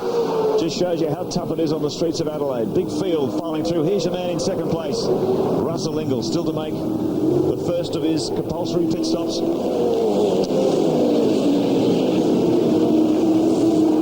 Tander is yet to pit as well, Mark. The man who is well placed out of all that, you'd have to say, would be Craig Lowndes. Has completed at least one stop at this stage. Ingall works his way down the Adelaide Straight with lights ablaze, trying to make his way through some of the lap traffic. Baz? Yeah, I'm with Mark. What happened, Mark? This place is like my nemesis place, isn't it? What have I done? Look, it's got an engine drama to a really bad misfire. We changed a couple of electrical things. That didn't fix it, so it's obviously a bit more serious than that. It happened on the lap of the safety car, which, can you believe? I drove past the safety car board, and I said to the boys, develop a misfire, and I had to come in, obviously. Never mind. It can only get better. Well, I run a consistency badge. I mean, that's the drama. I mean, the car's been so good, we've been going okay, so these things happen. I mean, we'll press on, see what happens. Laz did it from the back yesterday. We'll give it a run, eh? What a sensation. Mark Scaife dropping out. Now Russell Ingall, on his first lap back under green, has spun off. You can see he's hit those tyres that his teammate Larry Perkins hit earlier in the race. Ingall is out of the car. Safety car is back on the circuit. Goodness me. Now, I don't know whether Russell spun it or whether he's been tapped. Let's have a look on the Shell Helix replay. Oh, up onto two wheels and bang, into the tyre wall. He's done that all by himself. Crunch. So, the two Castrol Commodores going out through driver error. Well, drama upon drama. We're trying to keep up with this. Russell Ingall, he will be a shattered man. That car was going very quickly in qualifying. Now we've seen again a flurry of cars coming in for what appears to be pit stops, but again, did they come in prior to seeing the safety car board? Well, the officials have got a nightmare on their hands. They've got to determine whether those cars, all those cars came in and pitted before the safety car sign was shown, and I would hate to be adjudicating that. Goodness me. We'll take a look at the Shell Helix replay for you of what happened with Russell Ingall there. We saw him getting up on two wheels before, all on his own as he came through speed stick turn. This is a look at it. Look at this. Clouts the wall and then bang. Gee, it doesn't happen quickly. It all looks very controlled when these cars are on the racing line, but once they get away from you, 1,350 kilograms of Aussie V8 just chomps into the wall. Russell Ingall, he's okay and out of the car, but he will be very disappointed. He said at the opening of this race he was going for broke. He had a good opportunity to claw back those points, particularly when one of the Holden Racing Team cars in trouble early on. But that's two Castrol Commodores out of the race with only 35 laps completed. Keep in mind that Russell has had a terrible start to the championship. He's finished twice, second in the championship, and that has really dinted, no doubt, his 2,000 hopes. Garth Tander leads from Bargwana with the safety car on the circuit. The two Valvoline Cummins Commodores up in front of things from Longhurst, Radissons, Richards and Lowndes. Todd Kelly doing well in the Holden Young Lions entries. Thomas Mazira up there as well. Cameron McLean has moved his way up into 9th place. But don't forget, a lot of them are still yet to pit. There's McConville, Bow, Murphy up to 13th. He's been in as well. Stephen Johnson, Russell Ingall and Glenn Seaton in 16th position at the moment. Then it's Craig Baird, Dougal McDougall in the Pepsi Racing Commodore, John Faulkner, Wayne Wakefield, Rodney Forbes, Dean Canto, Matthew Coleman, Paul Morris. Taking a look at all of them for you so you can follow your favourite driver. Peter Dillman in 25th. Brad Jones, recovering after a disastrous start, is now 26th place. Oh, okay. Steve Reed, Alan Heath, Mark Scaife is out of this one. And Larkham, Tratt, Romano, Crompton out as well. Real drama's unfolding here on the streets of Adelaide. Well, what an amazing race here at Adelaide, and we are at roughly half race distance. I'm just staggered. I mean, I just can't believe what's going on out there. The rash of pit stops and the crashes. Russell Ingall. Not the way he wanted to go back into pit lane. Well, we don't know. I mean, when he gets back to the pits, he may have had a brake failure or some sort of mechanical failure, but it looks like an identical situation to his teammate Larry Perkins. Looking ahead on the 10th, we see Phillip Island, the World Superbike Championship at Phillip Island, round 2, April 22 and 23, and Network 10 will be televising that. Great series, and the 4th round of this series goes to Eastern Creek on April 30.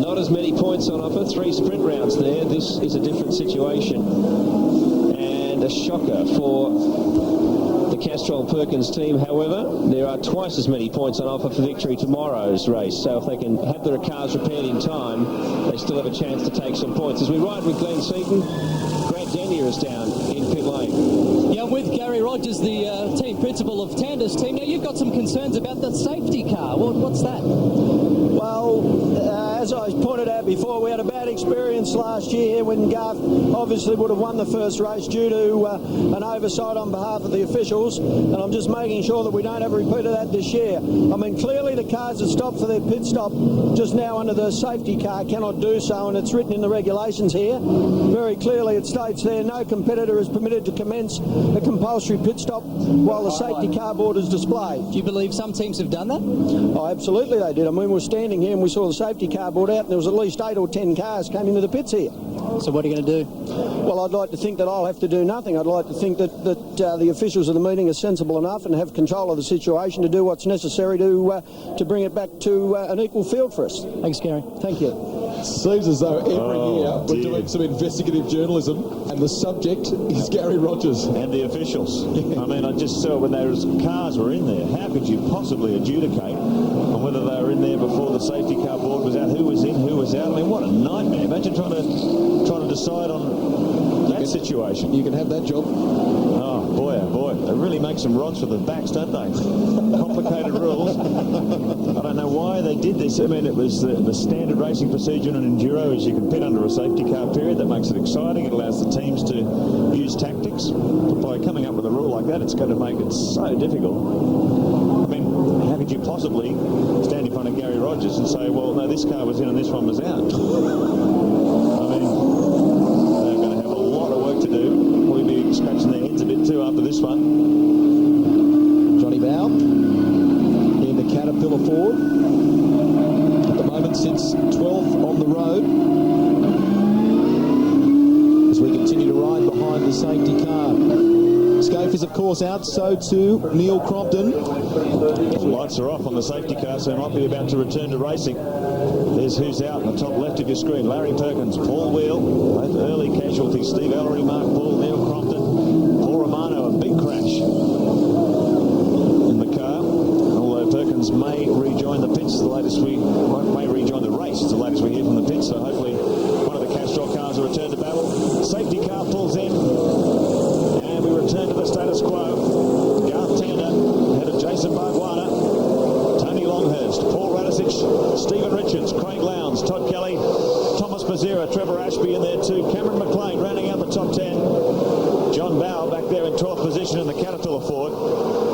But I tell you, the man who is pretty handily placed at the moment is Glenn Seaton. We're not sure if our information's right, but our spotters tell us that Seaton has made both of his compulsory pit stops, because a lot of the cars in front of him haven't. So the number 5 FTR Falcon could be right in the thick of things pretty soon. Paul Morris carving his way through the field. As the field now get back into action after the safety car's departure.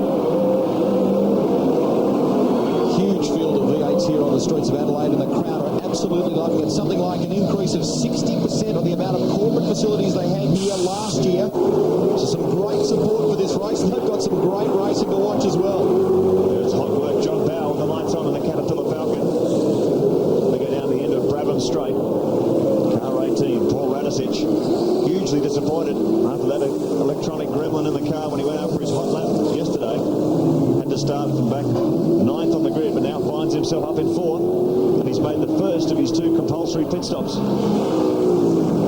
Stephen Richards, his teammate, Stephen Johnson, I should say, his teammate, bear in mind, only had a minimal amount of time in his car in the lead up to this race, around about 8 laps, has never been to the streets of Adelaide before. But Radisich at the moment is very well placed in car 18.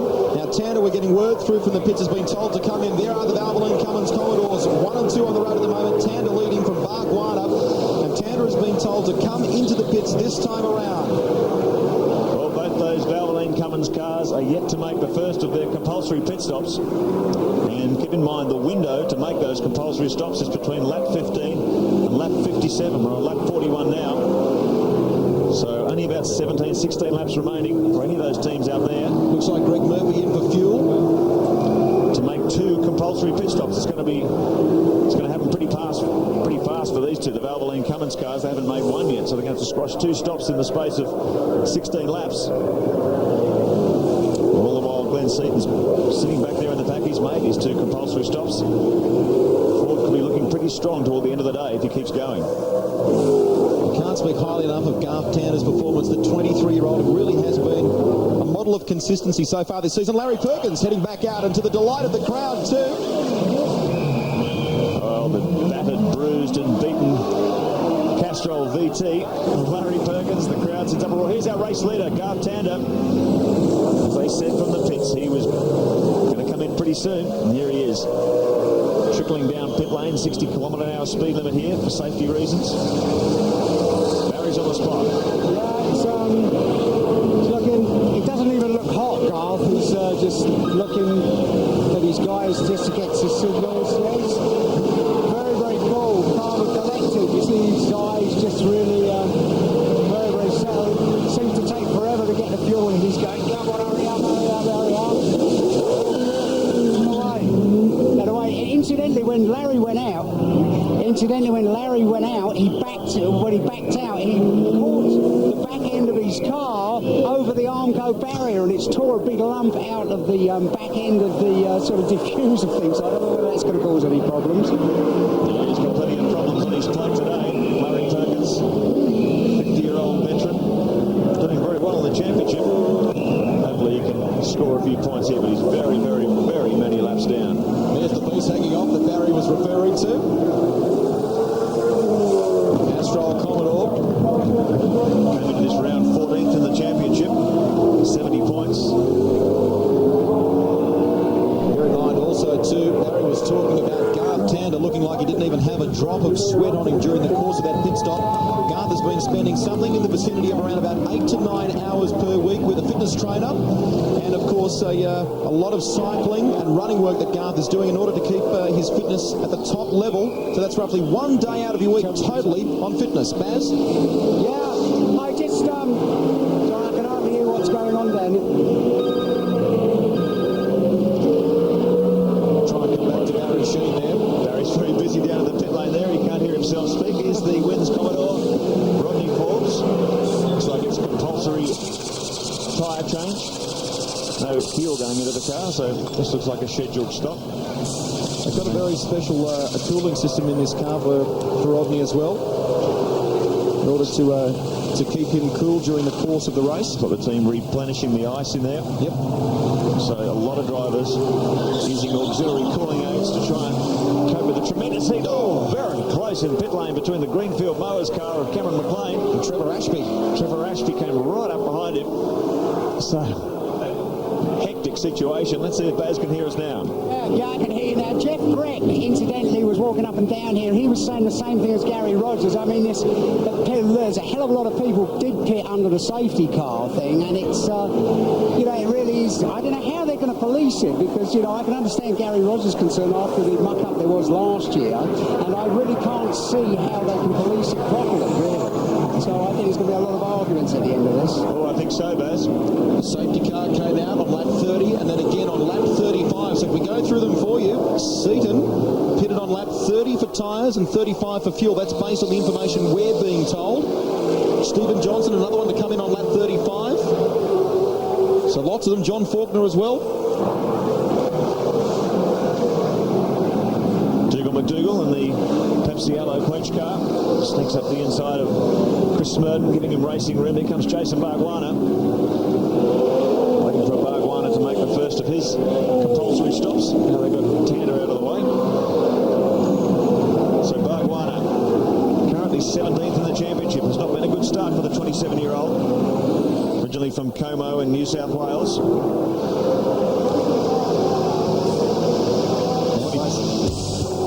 Himself, of course, out of Melbourne, and very fit, has lost a lot of weight in the lead up to this race. Jason Bargwanna, working with his girlfriend Deb, who is an aerobics instructor. Jason Bargwanna leading from the wrap. Richards, Lowndes, Kelly, Bow, Johnson and Glenn Seaton, well placed. Has had 2 pit stops from what we can gather. Baird, Tander, Longhurst and Murphy. It's all happening here at Adelaide. Stay with us on your home of motorsport.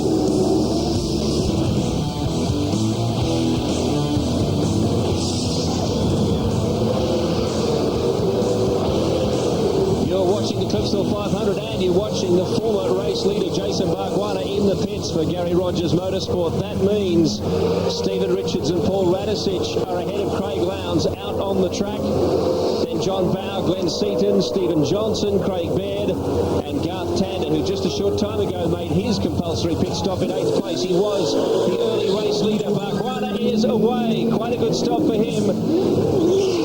Work from the pits is also that Larry Perkins came in for a brief splash and dash, all of 3 seconds. Now we're going to welcome someone to the microphone here now that we were, I guess, would be hoping to welcome under better circumstances. Scapey, not your day. Well, Greg, I mean, this is like our nemesis, this place at the moment. Obviously, we've had a little engine drama. We're really not sure what's wrong with it yet.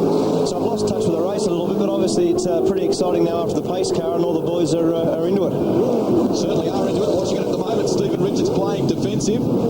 Gets around McDougall at the end of the Brabham straight, but hot on his heels is Radicic and Lowndes.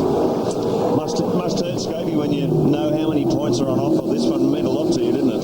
Well, it basically cost me the championship last year, Mark. So, I mean, the only thing I can do now is have a positive attitude about it, have a major go. Craig come from the back last year, and we'll give it our best shot and see what happens tomorrow. Well, double points tomorrow, of course, 160. So if you get a good result, that'll still keep you bubbling right up there. That's exactly right. The thing that was interesting then was Bargwanna being in the pits. There was a 24-second stop. That means that he would have started the race with no fuel in the car or very low load. So after the number of laps we got now is 50 laps, he probably started with about 100 litres in the tank, so that wasn't full. So that's why Tander went so well early. We didn't have that. We would have had a much shorter fuel stop than that. On board, be clear and simple. Talk us around the Adelaide track, Scapey. You know it well enough. Well, this is obviously Radicic's car, and when you come out of here, this next little right-hander is really slippery. It's a very difficult corner to get a good run. You can see Paul run up on the curb on the outside there. On the normal line, there's more grip than out wide where Paul was, and as the tyres start to go away, you really can't hold the car in. This is a really dangerous little corner here now, back from 6th gear to 3rd gear, through the fast right, and that's where Russell Ingall clipped those tyres, and let me tell you, that's really easy to do. As you come down there now, you just get to 5th gear, back to 2nd gear for the slowest corner on the track. It's a bit of a pain, this corner, because you really can't do much about it. And Paul Radicic is obviously pressing on behind this lap car. Probably hasn't taken too much of a risk because he's about to come into the pits for his next compulsory pit stop. Yeah, it should be any lap now, and this may well be it. Yeah, here he comes, car 18, Shell Helix Ford, currently 2nd on the track, coming in for his 2nd compulsory stop. Lowndes too. So Craig's coming in. This is going to be a bit of pit stop pandemonium here for you. So both of them being warned to take it nice and slow and stick to the pit lane speed limit. This is going to be a tyre stop for Radicic. Just 6 people allowed to work on the car during the course of the stop. There's going to be a bit of conjecture after this race, Mark. There was a lot of complaints that people were pitting when the safety car sign was out. It's going to be very hard to adjudicate on, don't you think? Well, it is pretty tough. That's a great stop out, guys. Look at that. That's fantastic. We've come in behind them and gone out in front of them. That's the way to go.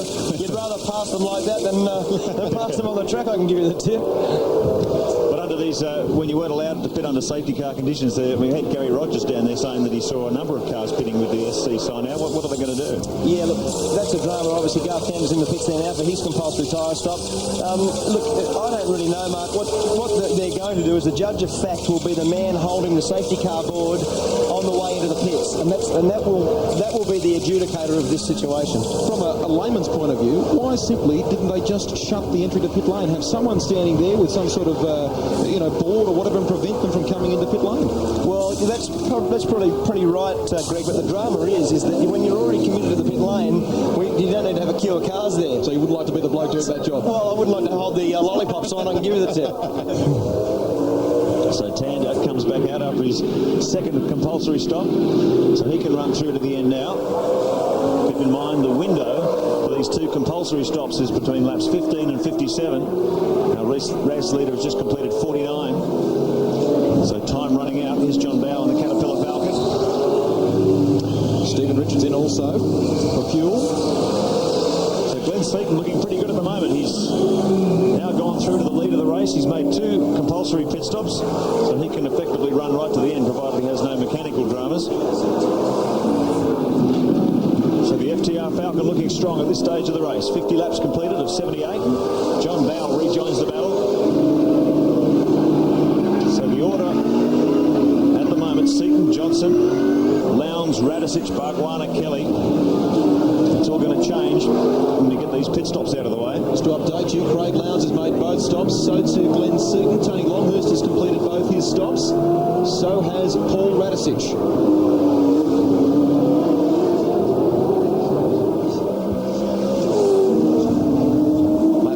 78. We continue to watch Glenn Seaton's progress. He is your leader in the Clipsal 500, race 1, the first of 2 250k races here this weekend. Well, just look at that top 5, Rusty. Glenn Seaton, Stephen Johnson, Stephen Richards, Craig Lowndes, Paul Radisich. They've all made their compulsory stops except for Stephen Johnson. He's got to make another one. He's running in second at the moment, so effectively the order on the road, allowing for Steve's pit stop, is Seaton, Richards, Lowndes and Radisich. Mark, I guess one point of interest for a lot of people, a new Bridgestone control tyre this weekend, and everyone's first real crack at it, an endurance trim. What's your thoughts on it? Well, at the moment, I think you've got to say, Greg, that it's very consistent. I mean, we were able to, at the start of the race, basically do every lap for the first 20 laps within sort of half a second. So I was quite surprised as to the consistency. As you can see there, Steve Johnson in. So Steve was second, so this will put him back a little bit. Yep, second compulsory stop for the Shell 4 driver. Had a terrible one in practice. Had a engine misfire in the Shell 1740. Only did 6 laps. He's never competed here before, so it was a tough baptism for Junior. He's getting the hang of it now. Here's Bargwanna, and he's made his second stop. So tyres going on the Bargwanna car. The earlier stop was, of course, for fuel and plenty of it. Second compulsory stop for Bargwanna to get new tyres put on. Let's go down to Grant Denyer. I'm down here in Mark Poole's pit now. The local pulled out not that long ago, complaining of really severe back pain. He got out of the car, went straight to his chiropractor, and now Mark's back in the car. What did you do to him? Well, what we did, Mark was experiencing a whole lot of pain in the car, a lot of compression from the seat belts and also the heat today. But what we did, we got him out, we got him adjusted, we got him back on the track, and we're looking to have him there at the finish of the race. Is he still complaining of pain, or is it all gone? No, he's feeling great. I just talked to him a little while ago. He's feeling really comfortable. I said we'll be able to get him through the race, and he's really happy, and he's going to be there. Good stuff. Thanks very much. Mark, that's an interesting point, because I think more than ever here this weekend there's an increasing presence of fitness gurus and physios and chiropractors, more than I've ever seen before. Oh, look, no doubt, this is the toughest race in Australia by a mile. I mean, throughout my career, I've had a couple of double stints at Bathurst, which would be 3 hours. A 2-hour race around here is tougher than that, and it's more about it's the style of circuit. It's a very bumpy, unforgiving street circuit with no gaps. There's no brakes, so you can't actually move your hands on the wheel. You can't move your feet around. It's incredibly hot because the airflow, there's hardly any airflow in the car, and it's 30 degrees hotter in the car than it is the ambient conditions. So it's about 60 degrees in the car there today. It's at the end of the race, there'll be some very ordinary looking drivers. Mark Poole in the John Deere Commodore. Here's the Aussie Male Falcon. Well, Brad Jones has really been in the wars all day, trying to turn around very early on. Managed to miss most of the traffic, but damage to the front of the car. Grant Denyer's on the spot. I'm down here with Morris's pit. He's just about to come in now. They say the tyres are good, the brakes are good, and the whole team, in fact, says we're excited. Big Kev's always excited. John. Tyre change for the Aussie Male Falcon, so Brad Jones rejoins as well. That's the second of his compulsory stops. So at the moment, Glenn Seaton's still sitting ahead of Stephen Richards in second. Some 16 seconds in front of the Kmart Commodore. Let's have a look at the Shell Helix replay. Bit of an incident earlier on.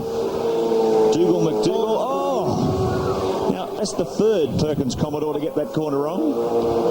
Yeah, I might rename it Castrol Corner, Scapey. It is a bit like Castrol Corner. It's a really easy place to make a mistake. It's a tough deal. Craig Lowndes has just taken second position from Stephen Richards, so we've got a battle for the lead that's going to go down over these final laps. 16 seconds the gap between Seaton and Lowndes on the road. And we've got to see now if Lowndes can make an impression on that.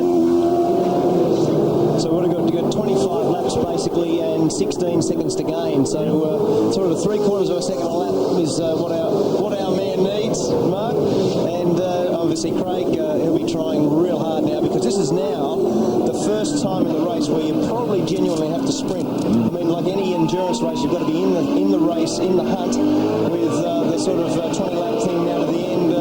As you can see with Glenn, he'll be he'll be pressing on also. Obviously, he'll know every lap what the gap is. Well, Lowndes has really dropped Richards off his tail. It's a 4-second gap it was out to there, but now it's very close. So the battle for second really hotting up, but still 16 seconds between Lowndes and Seaton. It's Rodney Forbes in the Wins Commodore coming in for another stop. We have a battle that's going to go right to the end now. 54 laps completed of 78. 16.7 seconds the gap between Glenn Seaton and the FTR Falcon. Craig Lowndes in second. Stephen Richards right behind the HRT Commodore. So the battle for the top three looks like a beauty. Mark, a lot of teams this year have introduced a lot of different cooling systems and air, I guess, purifying systems to try and keep them cool in the heat of competition. I guess, what's your thoughts on it, and what sort of things did HRT do? I've seen Neil Crompton pulling his car away there at the moment, but yeah, look, we've done a lot, Greg. I mean, we've tried very hard to make the driver's compartment as cool as it can be, but the reality is that when the exhaust runs under your seat, you're in a bit of trouble. Barry Sheen's in pit lane. Yeah, I'm just Neil Crompton's just going out again, and they've fixed the seal on the diff and that, and hopefully one of the diff pumps had packed up. Apparently, that's why it got so hot. But there's a few happy-looking faces in the FTR racing camp at the moment, which is nice. Makes a nice change. I bet there are. Their man's leading the race. Car 5. Teammate to this car. Glenn Seaton. But I tell you what, Craig Lowndes has taken a second out of Seaton that last time around. The gap is now under 16 seconds. We'll be watching that timing monitor as these final laps unfold. We're in car, big clear and simple camera with John Bowe. Craig's just done the fastest lap of his race so far. He's done a 27.41, which is 4/10 faster than he went right up the early part of the race. About a second a lap faster than Glenn. I'll tell you what, Mark, you were saying before about Lowndes, he needs about 7/10 of a second per lap to close the gap. He's already done it on the split, so he's taking a big chunk out of that lead Falcon. 15 seconds the gap now, so 1.7 seconds in 2 laps. Yeah. It's a fair drink, isn't it? It certainly is. So Lowndes on the charge. It's going to be a very exciting finish to race 1 of the Clipsal 500 in Adelaide. There's John Bowe in the Caterpillar Falcon, currently 6th on the road. And that's the battle, in fact, for 6th and 7th between John Bowe and Greg Murphy. Second of the Kmart Commodores. And there's I think it's the MyCar that's Young Lions machine. Just put Todd Kelly a little bit further back, and it's moved Bowe up to 5th place and Greg Murphy up to 6th. If you just joined us, it's Seaton from Lowndes, Stephen Richards in 3rd place in the Kmart Commodore from Paul Radisich, then it's John Bowe and Greg Murphy. They are your top 6 in race 1 of the Clipsal 500. The battle you're watching there is Murphy. Oh. Yeah, what happened there? Looks as though it was something coming from the back of the car, and that is not looking good for the Kmart Commodore. It's real smoky out of the left bank. You can see it's got 2 exhaust pipes there, and it's real smoky out of the left. And not sure whether something's rubbing or it's exhaust smoke, but it's not. Doesn't look the best, Greg, does it? Looks like exhaust smoke. Keep an eye on that one. Now on board with Greg Murphy. And you can see that hose coming out of the side of Murphy's helmet. Cold air system or a fresh air system. He is very popular in the United States, particularly in NASCAR racing. And the Kmart Commodores both using that system this weekend. Just one of the number of driver aids to try and cope with the heat and the exhaust fumes. 14 seconds now. The gap between Lowndes and Seaton. He is on a charge. We could be heading for a very exciting finish. Word through from the pits is that smoke we're seeing coming from the back of Murphy's Kmart Castrol Commodore is just oil from the overflow, so hopefully that won't cause him too much trouble as we work towards the finish of this one. The catch can for the oil is in the boot, so basically anything that does overflow out of there will run down the left-hand side and onto the exhaust, so that's probably a reasonable explanation. Hasn't harmed Murphy's progress because he's right on the back of John Bowe at the moment. Lap 57 of 78, race 1 of the 250k races that make up the Clipsal 500 around the streets of Adelaide. Glenn Seaton leading, and the Ford Tickford Racing team happy about that. Craig Lowndes in 2nd place and chipping away. He is closing the gap now down to 14 seconds from Stephen Richards, Radisich, Bowe, Murphy, Johnson and Faulkner. They are your top 8. The window will close after this lap. Todd Kelly, Garthander, Longhurst and Bargwana. Hope you're enjoying all your action here from Adelaide, right here in your home of motorsport. There we go.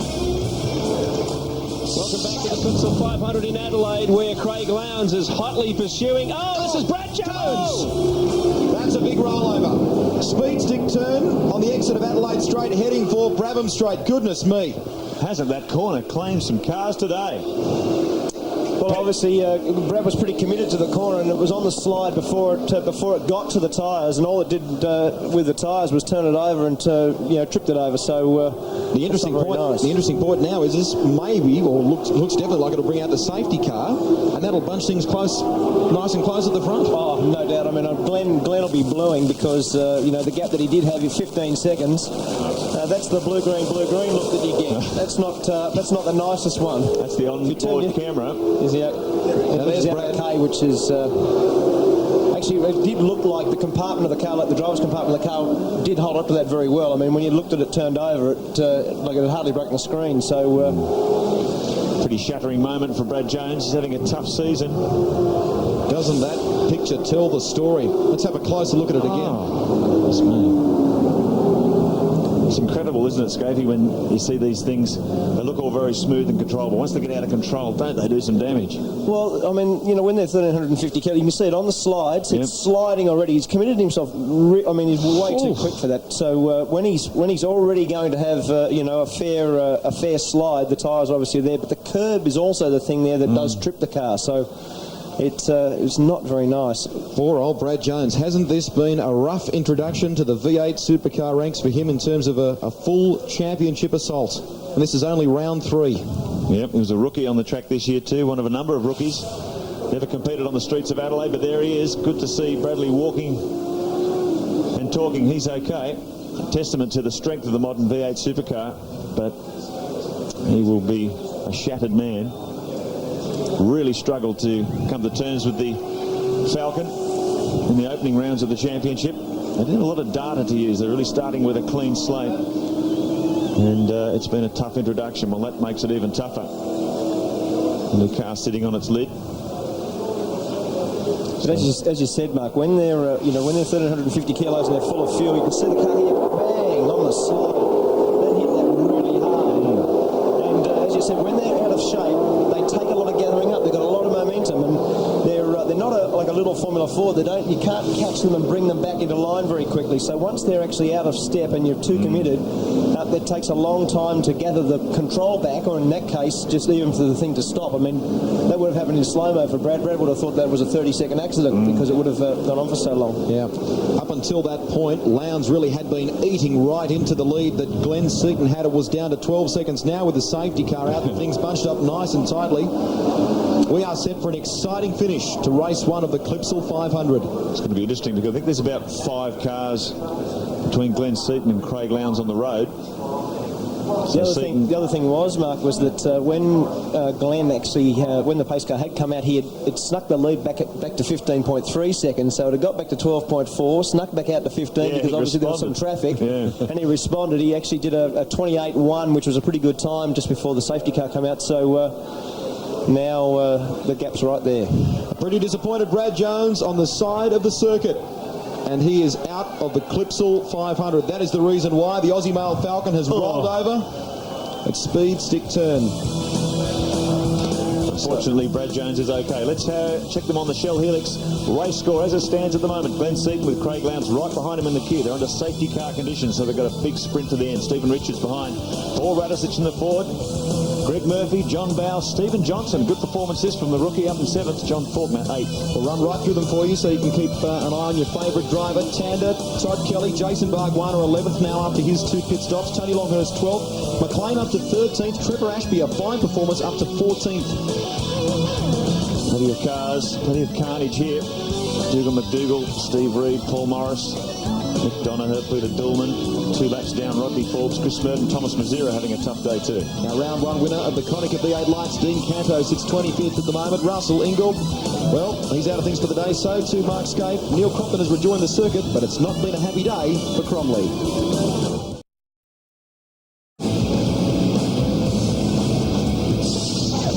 61 of 78 laps down in the first of our races here this weekend, the Clipsal 500 in Adelaide, and we are under the safety car, and this is why. A spectacular crash, which thankfully Brad Jones has made through unscathed. A big shake-up though as the roll bars come into play, stiffening that car but making it a major impact on the body, although they're very tight into the seats, the drivers here, and Brad Jones was able to step away and survey the carnage. Devastation also for the team. His brother Kim, who runs the show here, as they've made their first full stint in V8 Supercar racing. They pull away that tyre barrier. The interesting point is, from the race point of view, is that Glenn Seaton's lead has been reduced to a couple of seconds on Craig Lowndes. He had built it back up to 15. Here's Grant Denyer. I'm here with Kim Jones. Have you had any word from him? How is he? No, we haven't. All we've done is seen on the TV like everybody else has. It's quite a large accident. He was out of the car and walking around, so hopefully he's the main thing is that he's not hurt. But the Aussie male Ford certainly is a little second-hand at the moment. We had a little accident earlier on where it damaged one of the wheels and the steering wasn't quite right. I don't know whether something's broken going in there or what's happened, but it was quite a large accident. So he wasn't complaining of any mechanical problems? This one was just straight out of the blue? Yeah, it was. The Aussie male Ford goes like a rocket all the time. This is a new category for us, and we're learning and moving up the field. And it's just one of those things, and usually everything's going fine and the car's great. Hard luck, Kim. Let's hope he's okay. Yeah, we'll see what we can do about tomorrow. It's a fairly big accident. We've got a great group of guys, and we'll work hard tonight and see if we can come back tomorrow. Thanks, mate. A car that the Brad Jones racing team acquired from Tony Longhurst at the end of last year, but looking very, very second-hand at the moment. They put a lot of work and effort into altering the setup. The way Brad likes to drive it is vastly different to Tony's, and they've spent a lot of time and money on doing that. But after that rollover, I think that will put pay to his weekend. Glenn Seaton is leading things, and when hopefully we get things underway very shortly, Craig Lowndes has got a bit of work to do. Interesting scenario too under the safety car, because there's 4 cars between Seaton and Lowndes, and 2 of those are Fords. So we've got a thrilling run to the finish. Great overhead view. See the yellow lights are still on. You cannot change position until you cross the start-finish line. And away they go. Lowndes over the back of Cameron McConville now, looking to get past him very quickly as they work towards centre chicane. Lowndes will want to get up front as quickly as he possibly can. Glenn Seaton, and there is second place. Craig Lowndes, he flashes through. Stephen Richards in third. Paul Radisich fourth. Greg Murphy in fifth. So the Kmart Commodore's doing very well. Lowndes down the inside of his Bathurst and Queensland 500 teammate, McConville. Well, this is a situation custom-made for Craig Lowndes, Mark Skate. He would love this, wouldn't he? Oh, Craig will be into it now, there's no doubt about it. The interesting scenario will be there's a couple of Works Ford cars in Baird and Larkham in between them. So if I was the Ford Motorsport manager now, I'd be down there at 1,000 miles an hour trying to give Glenn his best shot. But Craig will be into it, there's no doubt. Maybe a middle-of-the-road approach, you could say. Well, I'd say they'd be probably pretty wide if they needed to be, which, by the time Craig gets there, don't you worry, he'll be pretty aggressive about it. So if they wanted to be silly about it, I don't think he'd mind using a front spoiler on them either, so we'll soon see. 17 laps remain in race 1 of the Clipsal 500 for season 2000, round 3 of the Shell Championship Series. And the man you are watching at the moment... Oh, I just noticed Compton's in there too. He's actually going to be playing rear gunner for Seaton because he's right behind his teammate. So Lowndes, this is going to be a classic battle. Yes, this is a real tactical move here from FTR by the looks of things. Radisich forces his way through as well, through some of the back markers. There's Lowndes coming in on the back. Compton's had a terrible week, but he's pretty ideally positioned now. Oh, damage here for Radisich. Now that's happened on the exit of Clipsal corner. He's made contact with one of the other back markers, if you like. I think it may have even been McDougall when he's come past McDougall in the Pepsi Commodore. You can see that damage on the front spoiler there, Mark Skate. I think he's actually bumped the tyres, to be honest, somewhere. It looks like it's basically rubbed it. He's certainly, you're right, it's hit the left-hand front corner and dragged that back onto there. Larkham's speared off into the S's there, so they're at the top of you. I'm going, pretty hectic, the closing laps. I'm glad I'm sitting here, mate. So Larkham tries to get back in the queue. He's had a terrible day as well. So the field sorting themselves out, getting their tyres up to optimum operating temperature. There's Junior Johnson, younger son of Dick Johnson, who retired end of last year. Steve's doing a great job in his debut performance on the streets of Adelaide. There's his teammate Paul Radisich sitting back there in 4th position. He's going to have to find some speed. This is the time he's going to do it. Doesn't seem to be too much smoke coming from the front left now, despite that damage to the car. Seaton leads. Will check the gap for you at the completion of this lap from Craig Lowndes. There you're right with the wrap now. Paul Radicic currently in fourth place from Richards. Lowndes comes across the start-finish line. The gap 3.1 seconds between himself and Glenn Seaton, who is leading. Well, there's our race leader, Glenn Seaton. Neil Crompton in behind him, rear gunner, and there is Craig Lowndes, car one. Got in front of Craig Baird, so Lowndes is on a storm here. Oh, we've had a spinner at the back there. That looks like Rodney Forbes. Rodney Forbes has spun. And Greg Murphy just taking evasive action, and a whole heap of them lucky to get through. I wonder if the officials will bring out the safety car, or would they deem that to be in not too dangerous a position, Mark Skate? Well, it depends on how far Rodney can reverse up there. I mean, he was reversing up the fence. He didn't really mean to be, but he was reversing up that straight up Wakefield Street a fair way. So if he can get up there to a bit further, then that'll be okay. Where it's parked right now, it's pretty dangerous. Oh, there he goes. Turns it around, we're off and running. Excellent. He's kept it going. That's a very quick corner, so it'll be interesting to see how much damage is really done there. It's torn the rear wing off it, obviously. So Rodney Forbes, all sorts of bits and pieces falling off the third of the Gibson Motorsport prepared Commodores. So hopefully he can limp that round to the pits, but you can see a lot of damage there, particularly the aerodynamics. Back wing's been kicked up. Big hit in the left rear. So Rodney Forbes trying to limp it back to pit lane. We've got a great battle going for the lead though. Craig Lowndes trying to hunt down Glenn Seaton, who leads this one. And a battle of words coming up in the 10 chat room. Don't forget, for Perth viewers, 3:30 p.m. Eastern time, 5:30 p.m. after the end of the telecast. That's the address.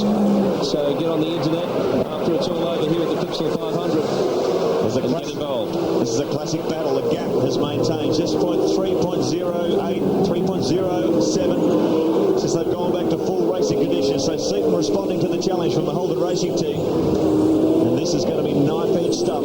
These two professionals pushing each other to the limit. Lowndes is going 11 tenths too. Really trying very hard. They'll be driving every lap like a qualifying lap now, would they, Mark Scott? You have a look at the body language. They are absolutely into it. And at this stage of the race, obviously, still the tyres aren't fantastic. They're using every bit of road. And the interesting part now that Glenn's got is he'll sneak past his teammate, Neil Crompton. He's snuck past right now as we speak. And it'll be interesting to see what Neil does, because he can probably, if he presses on hard with Glenn, it'd be nice to have another car there. So that decision to fix the axle problems that Crompton's car had is possibly going to pay dividends here. Lowndes, you can see the gap is visibly closing. 3.07 seconds the last time around.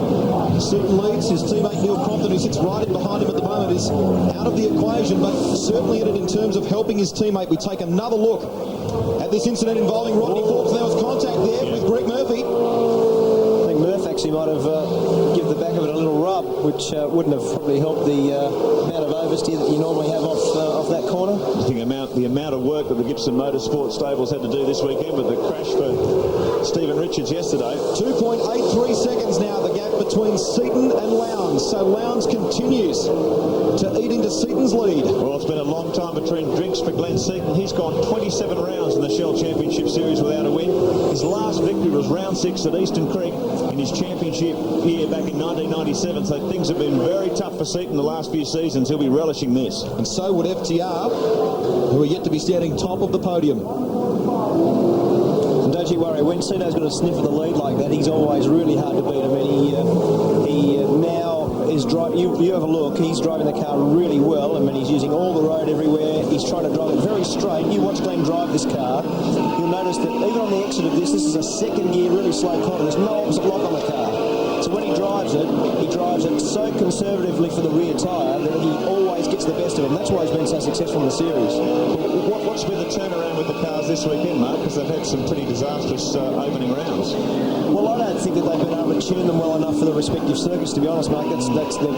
I think at some places they've been really good, and other places not. You look at the car there when it comes off the corner there. He was just asking the pit crew how many laps to go. And with 10 laps to go, he'll take a fair bit of beating, there's no doubt about it. The gap is back to 2.3 seconds. Yeah, so Lowndes taking half a second out there. And you can see Lowndes across every curve. You can see with the background. So he's pressing on. Lowndes is on a qualifier. You can see the tail hanging out there as he flicked it through the centre chicane. He's giving it absolutely everything. And you can be damn sure that Seaton and Crompton are doing it as well. Crompton could be the spoiler in the pack here. Certainly could be. Shades of Lowndes' aggressive drive from the rear of the grid last season to first place in Leg 2 of the Adelaide 500. Now, trying to get past Neil Crompton as quickly as he possibly can. And he'll be out after Glenn Seaton, no doubt about it. 2.3 seconds is the gap at the moment. Ahead into speed stick turn off the Adelaide straight. Look at Lowndes monstering the curbs up onto two wheels. But Seaton leads from Lowndes. Absolutely thrilling finish heading here for the Clipsal 500. Let's check them out on the Shell Helix board at the moment. Seaton, Lowndes closing the gap, 2.3 seconds now. Stephen Richards in third, Radisich fourth, Tander fifth, Murphy, Johnson, John Bow rounding out the top 8. We go to Bargwana, Faulkner, Longhurst, Todd Kelly, Cameron McLean and Craig Baird. This is going to be an enthralling finish. Stay with us here in Adelaide.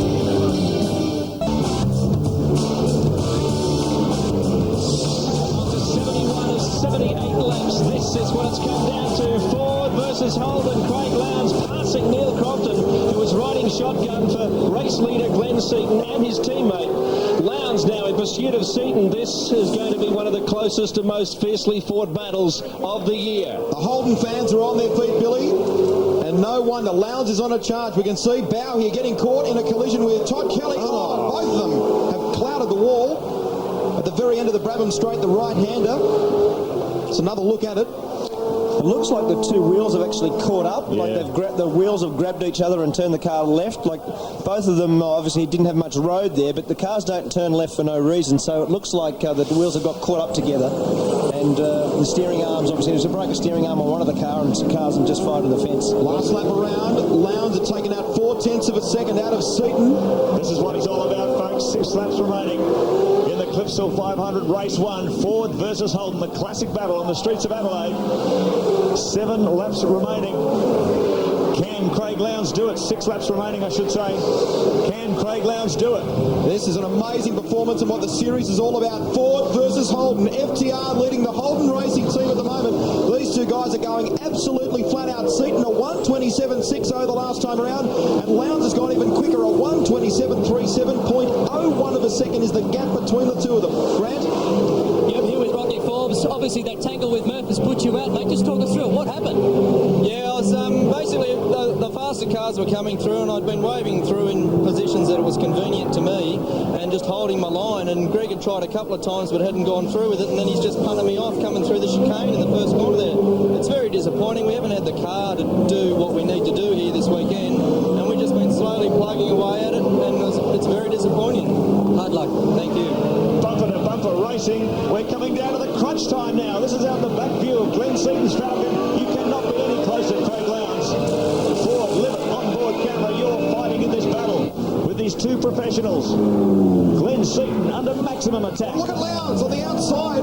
He won't be able to do that there. Seaton has got the line covered into Mistral corner. Nothing separating these two. Ford versus Holden. We have got 5 laps left to go now. Can Lowndes get through on the run to centre chicane? This is going to be a classic finish to race 1 of the Clipsal 500. Down through the centre chicane, up Wakefield Street once again, the crowd going mad. The Ford and Holden fans are screaming as they come up towards them. Lap traffic, Gary Holt in the Eastern Creek karting machine. Had to give some racing room as they cut through. Look at Lowndes way inside.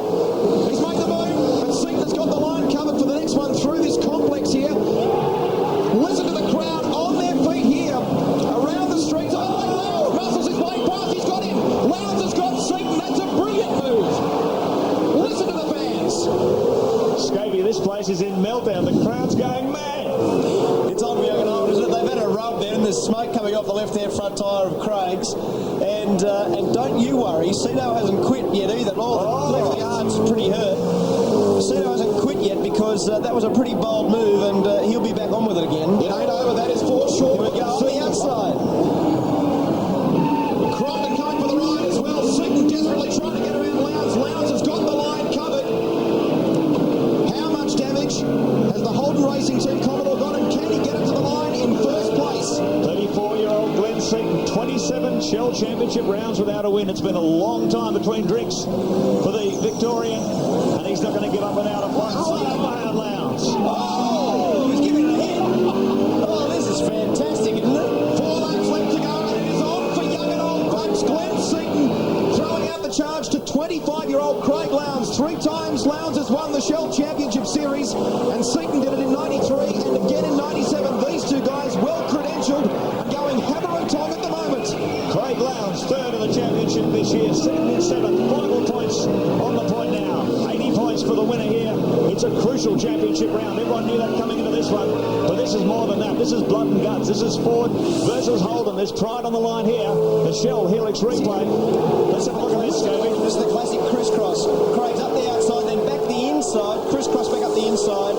Nowhere for Glenn to cover him for the next one, and obviously got him. Glenn got caught in the middle of the next corner because he was going to go back up the inside up Bartels Road. There are some very nervous faces in the Holden Racing Team pit and at FTR at the moment. Lots of nail biting going on. We are counting down to the finish of race 1 of the Clipsal 500. Craig Lowndes is your leader. This has been a stunning performance from the 25-year-old. He gets it sideways off Brabham Straight, and Seaton is still in the hunt. He's got lights ablaze and hoping that the lap traffic will stay out of the way. Can Glenn Seaton find any more speed? A little bit of a breathing space there now for Lowndes, but that was tremendous nail-biting stuff. The crowd are going absolutely mad along pit straight. They saw Lowndes turn it on last year. 2 magnificent victories, particularly the second one from last to first, 3 laps remaining. Well, it's got a lot more pressure here with Glenn Seaton. There's a tangle back in the pack. That is Anthony Tratt in the Toll Express machine, and Larkham goes around in sympathy. McLean takes evasive action as well. So they're all in there. Can Glenn Seaton respond? He's just hovering in the rearview mirror of Craig Lowndes. Neil Crompton sitting in behind his teammate. Looks like he might just have a little bit of an advantage here, Mark Scope. Yeah, look, I think he's probably strong enough now, and I think probably Glenn now has also said, if we're going to keep on going at that speed, we're going to take a fair few risks. The major points are on the table for tomorrow. Yep. Make sure you can start on the front row of the grid. It's probably a pretty wise thing. This is a fantastic performance from Garth Tander. After his 2 pit stops, he was well down. He's now moved up to 4th place. Now that is Cameron McLean on the back of the Adelaide Straight. Well, we saw a very strong performance from the Queenslander last year. He actually finished 6th in his first race in the Adelaide 500, but that's not the way he wanted to finish race 1. Look, Bargwana now muscling Greg Murphy as we work towards the end of this one. Bargwana in 8th place, Murphy in 7th, and it's on as well between the other Valvoline Cummins Commodore and the other Kmart Commodore. Tander is all over the back of Stephen Richards. You've got to say that Stephen Johnson's done a pretty good job today, and look at this tangle a bit further back in the pack. Larry Perkins, he really has been in the thick of things all day. Mark Poole, the John Deere Commodore spins it around. Larry sneaks through the inside, so too does Thomas Mazera and Wayne Wakefield. So no damage there. 2 laps left to go. So Craig Lowndes has come across the start-finish line and has gotten the 2 laps left to go. Bargwana has managed to get through on Greg Murphy, so he's moved himself 1 further forward. Barg's now up into 7th place. Garth Tander looks like he's got through on Steve Richards also. So the Valvoline cars have just grabbed the Kmart cars on with 2 laps to go. Stephen Johnson, just 25 years of age from Brisbane, son of 5 times Australian touring car champion Dick Johnson, and he's been doing an outstanding job. He had no track time on Friday due to an engine misfire, and this is his first ever attempt at the Adelaide circuit. Absolutely. Only 14 championship starts, and he's a guy with a big future. He's used his head, obviously. He's survived. Looks like the car doesn't have any damage on it, and that puts him in a very strong position for tomorrow's 250k race. Working towards the end of this one. There is Craig Lowndes, your leader. As he comes across the start-finish line this time around, he will get the last lap board. So Lowndes leads from Seaton there. You can see on your screen the split, 2.16 seconds. I think fitness might have been a factor in here too, Mark Scope. It's an incredibly tough race, isn't it? Look, to be honest, I don't really think so, Mark. I think that, look, it's obviously a very tough race and fitness is a big issue, but I don't think fitness was a big thing in this particular instance. I think that probably at the end of the race our car was pretty good. You could see now on the last lap that Craig has been able to drive the car very hard at a time where probably Glenn couldn't. We are on our way. That's really the result. Yeah. We're on our way home, folks. Race 1 of the Clipsal 500, and Craig Lowndes leads, has resumed here in Adelaide in the place where he left off at the end of 1999. Well, you just can't touch this bloke around here. It's quite incredible performance. 2 wins last year, and looking like he's repeating that performance in the season 2000. He certainly kicked it off pretty well today. Marvellous effort, and really now pulling out a huge gap. I think you're quite right, Mark, basically that Glenn has obviously made the decision with 160 points up for grabs tomorrow. It's obviously a better move to play it safe. I've no doubt he wants to start on the front row of the grid, and it's a pretty clever thing to do if you're going to take risks and potentially have a spin or whatever. Oh, goodness me. That's all you need is someone to turn around in front of you there. That's Chris fantastic. On the final few corners. How nervous would Craig Lowndes be after that? He works towards the finish of this one, folks. Heading down now past this huge field of Holden fans. Well, there are some people thinking that Craig Lowndes, after 3 championships, may have been lacking a bit of motivation. Well, he certainly proved them wrong. That was absolutely on fire stuff. Sensational effort from the 25-year-old sideways onto the front straight here at Adelaide. Craig Lowndes takes out race 1 of the Clipsal 500. Well done. The Holden Racing team rejoice. And as I said, he resumes where he left off after the second leg of the 99 race. Adelaide is Lowndes territory at the moment. Well done to Glenn Seaton. He gets home in second place. Can't speak highly enough either of the performance of Garth Tander. Have a look at this all the way to the wire. Stephen Johnson and Jason Bargwana, and I think Johnson has just gotten there by a fraction. So we'll recap them for you. Lowndes, Seaton, Garth Tander, who started from pole, pitted late in the piece, has finished third. So that's a great result for the Gary Rogers Valvoline Cummins team. Stephen Richards brings the Kmart Commodore home in 4th place. Well done to the Bathurst winner. Paul Radisich 5th, Stephen Johnson 6th, Jason Bargwana 7th, Murphy 8th, Tony Longhurst 9th, and John Faulkner in the Asia Online Commodore finishes in 10th place. Well, folks, we are only at the halfway mark. Can you believe it? Another 250k race to go tomorrow. Barry Sheen is down with Jeff Gregg. Yeah, I'm down here with Jeff Gregg. What about that then, Jeff? It's fantastic for the team. Puts in a good position for tomorrow, and hopefully we can do the same again tomorrow. I saw you were a bit worried earlier on, weren't you, about this pit stop under the pace car? Yeah, well, there was a contentious issue whether some of the cars pitted while the safety car was out, which you're not allowed to do. But apparently the officials checked it all, and it seems okay. So, if they've checked it and done their job, I suppose it's it. Well done anyway, Jeff. Thanks, Barry. Cheers. Adelaide is alive to the sound of V8 Supercars. We're only at the halfway mark. We've got to do it all again tomorrow. And Craig Lowndes is brimming with confidence after that fantastic performance. Look, it was a great drive, there's no doubt, and obviously, last year's drive was a fantastic drive to come from the back, but today he started from the front, was in the hunt the whole day, and certainly was in contention. As I said, you've got to be in contention with 25 laps to go. Was in contention, was able to be fast enough, put on a great drive, and caught and hunted down Cito. It was a fantastic drive. Give us your thoughts heading into tomorrow's second race. Well, look, it's very tough. There'll be some very tired guys there this afternoon, and you can see the elation out there. Matty Crawford and Pete Smith. Sheeny can't get a word in, that's unbelievable. Let's go trackside. In fact, Barry's going to try and grab a word with Craig Lowndes. I've got to wait till he gets his helmet off. I think he's a little bit hot at the moment, I should think. Come on, Craig, hurry up. Fantastic performance from Lowndes. Amazing, truly incredible. What a race, Craig. Well, it was. We wasn't without incidents and accidents, but really the guys did a great job. I didn't have a drink straw for the first half of that race, and the guys threw right in, and we lost a bit of time, but we got it back at the end. Amazing pressure you were putting on Glenn at the end of it. Well, I don't know how his highs were, but mine weren't too good at all, so I just had to keep circulating, and hopefully he'd sort of either make a mistake or wear his tyres down, and really, as I said, our tyres weren't too flash either. Was it as hard as last year? No, I think this year was actually a little bit better. Obviously, the preparation is obviously good. The guys have done a lot of work on the car from last year with heat-wise, and it's worked, so looking forward to tomorrow. Fantastic race. Thanks, great stuff. Really good. Lowndes understandably happy, and Glenn Seaton, although he's finished in second place today, from our position here in the commentary box, looks a little dejected. Grant Denyer is with him. Yeah, Glenn Seaton, top drive, but just not there at the line, mate. Yeah, we just didn't quite have the speed at the end.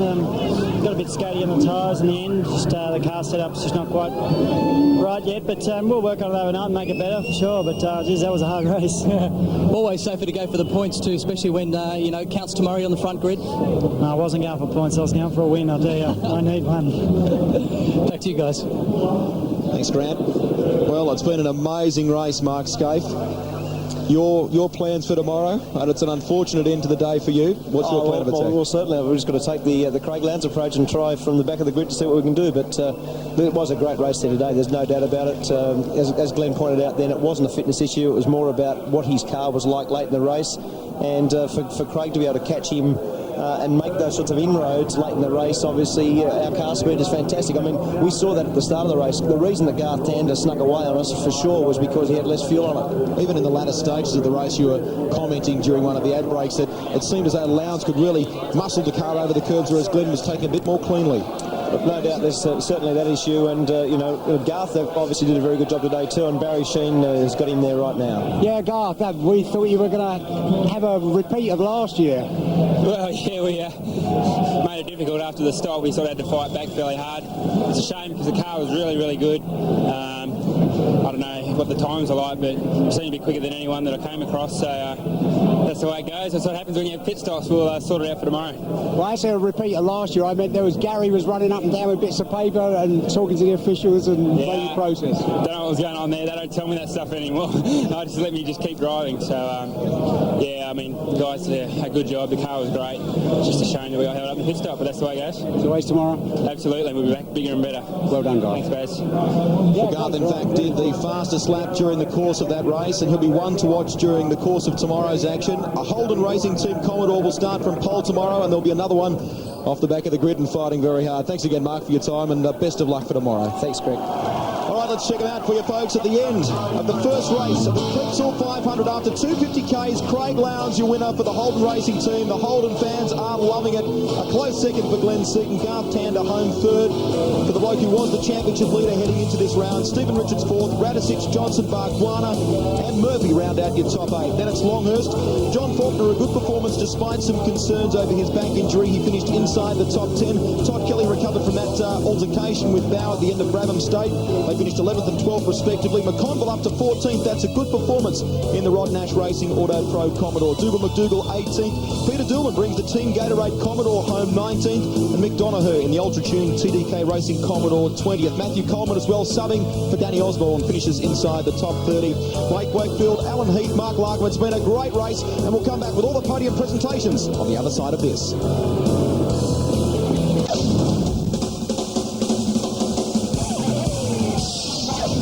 Welcome back to the Clipsal 500 from Adelaide. Craig Lowndes has taken a remarkable race victory. These are just some of the highlights of an incredible day. Russell Ingall there hitting the tyres, then the wall.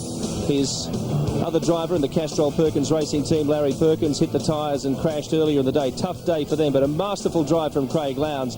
You might recall a similar crash to that landed Brad Jones on his roof.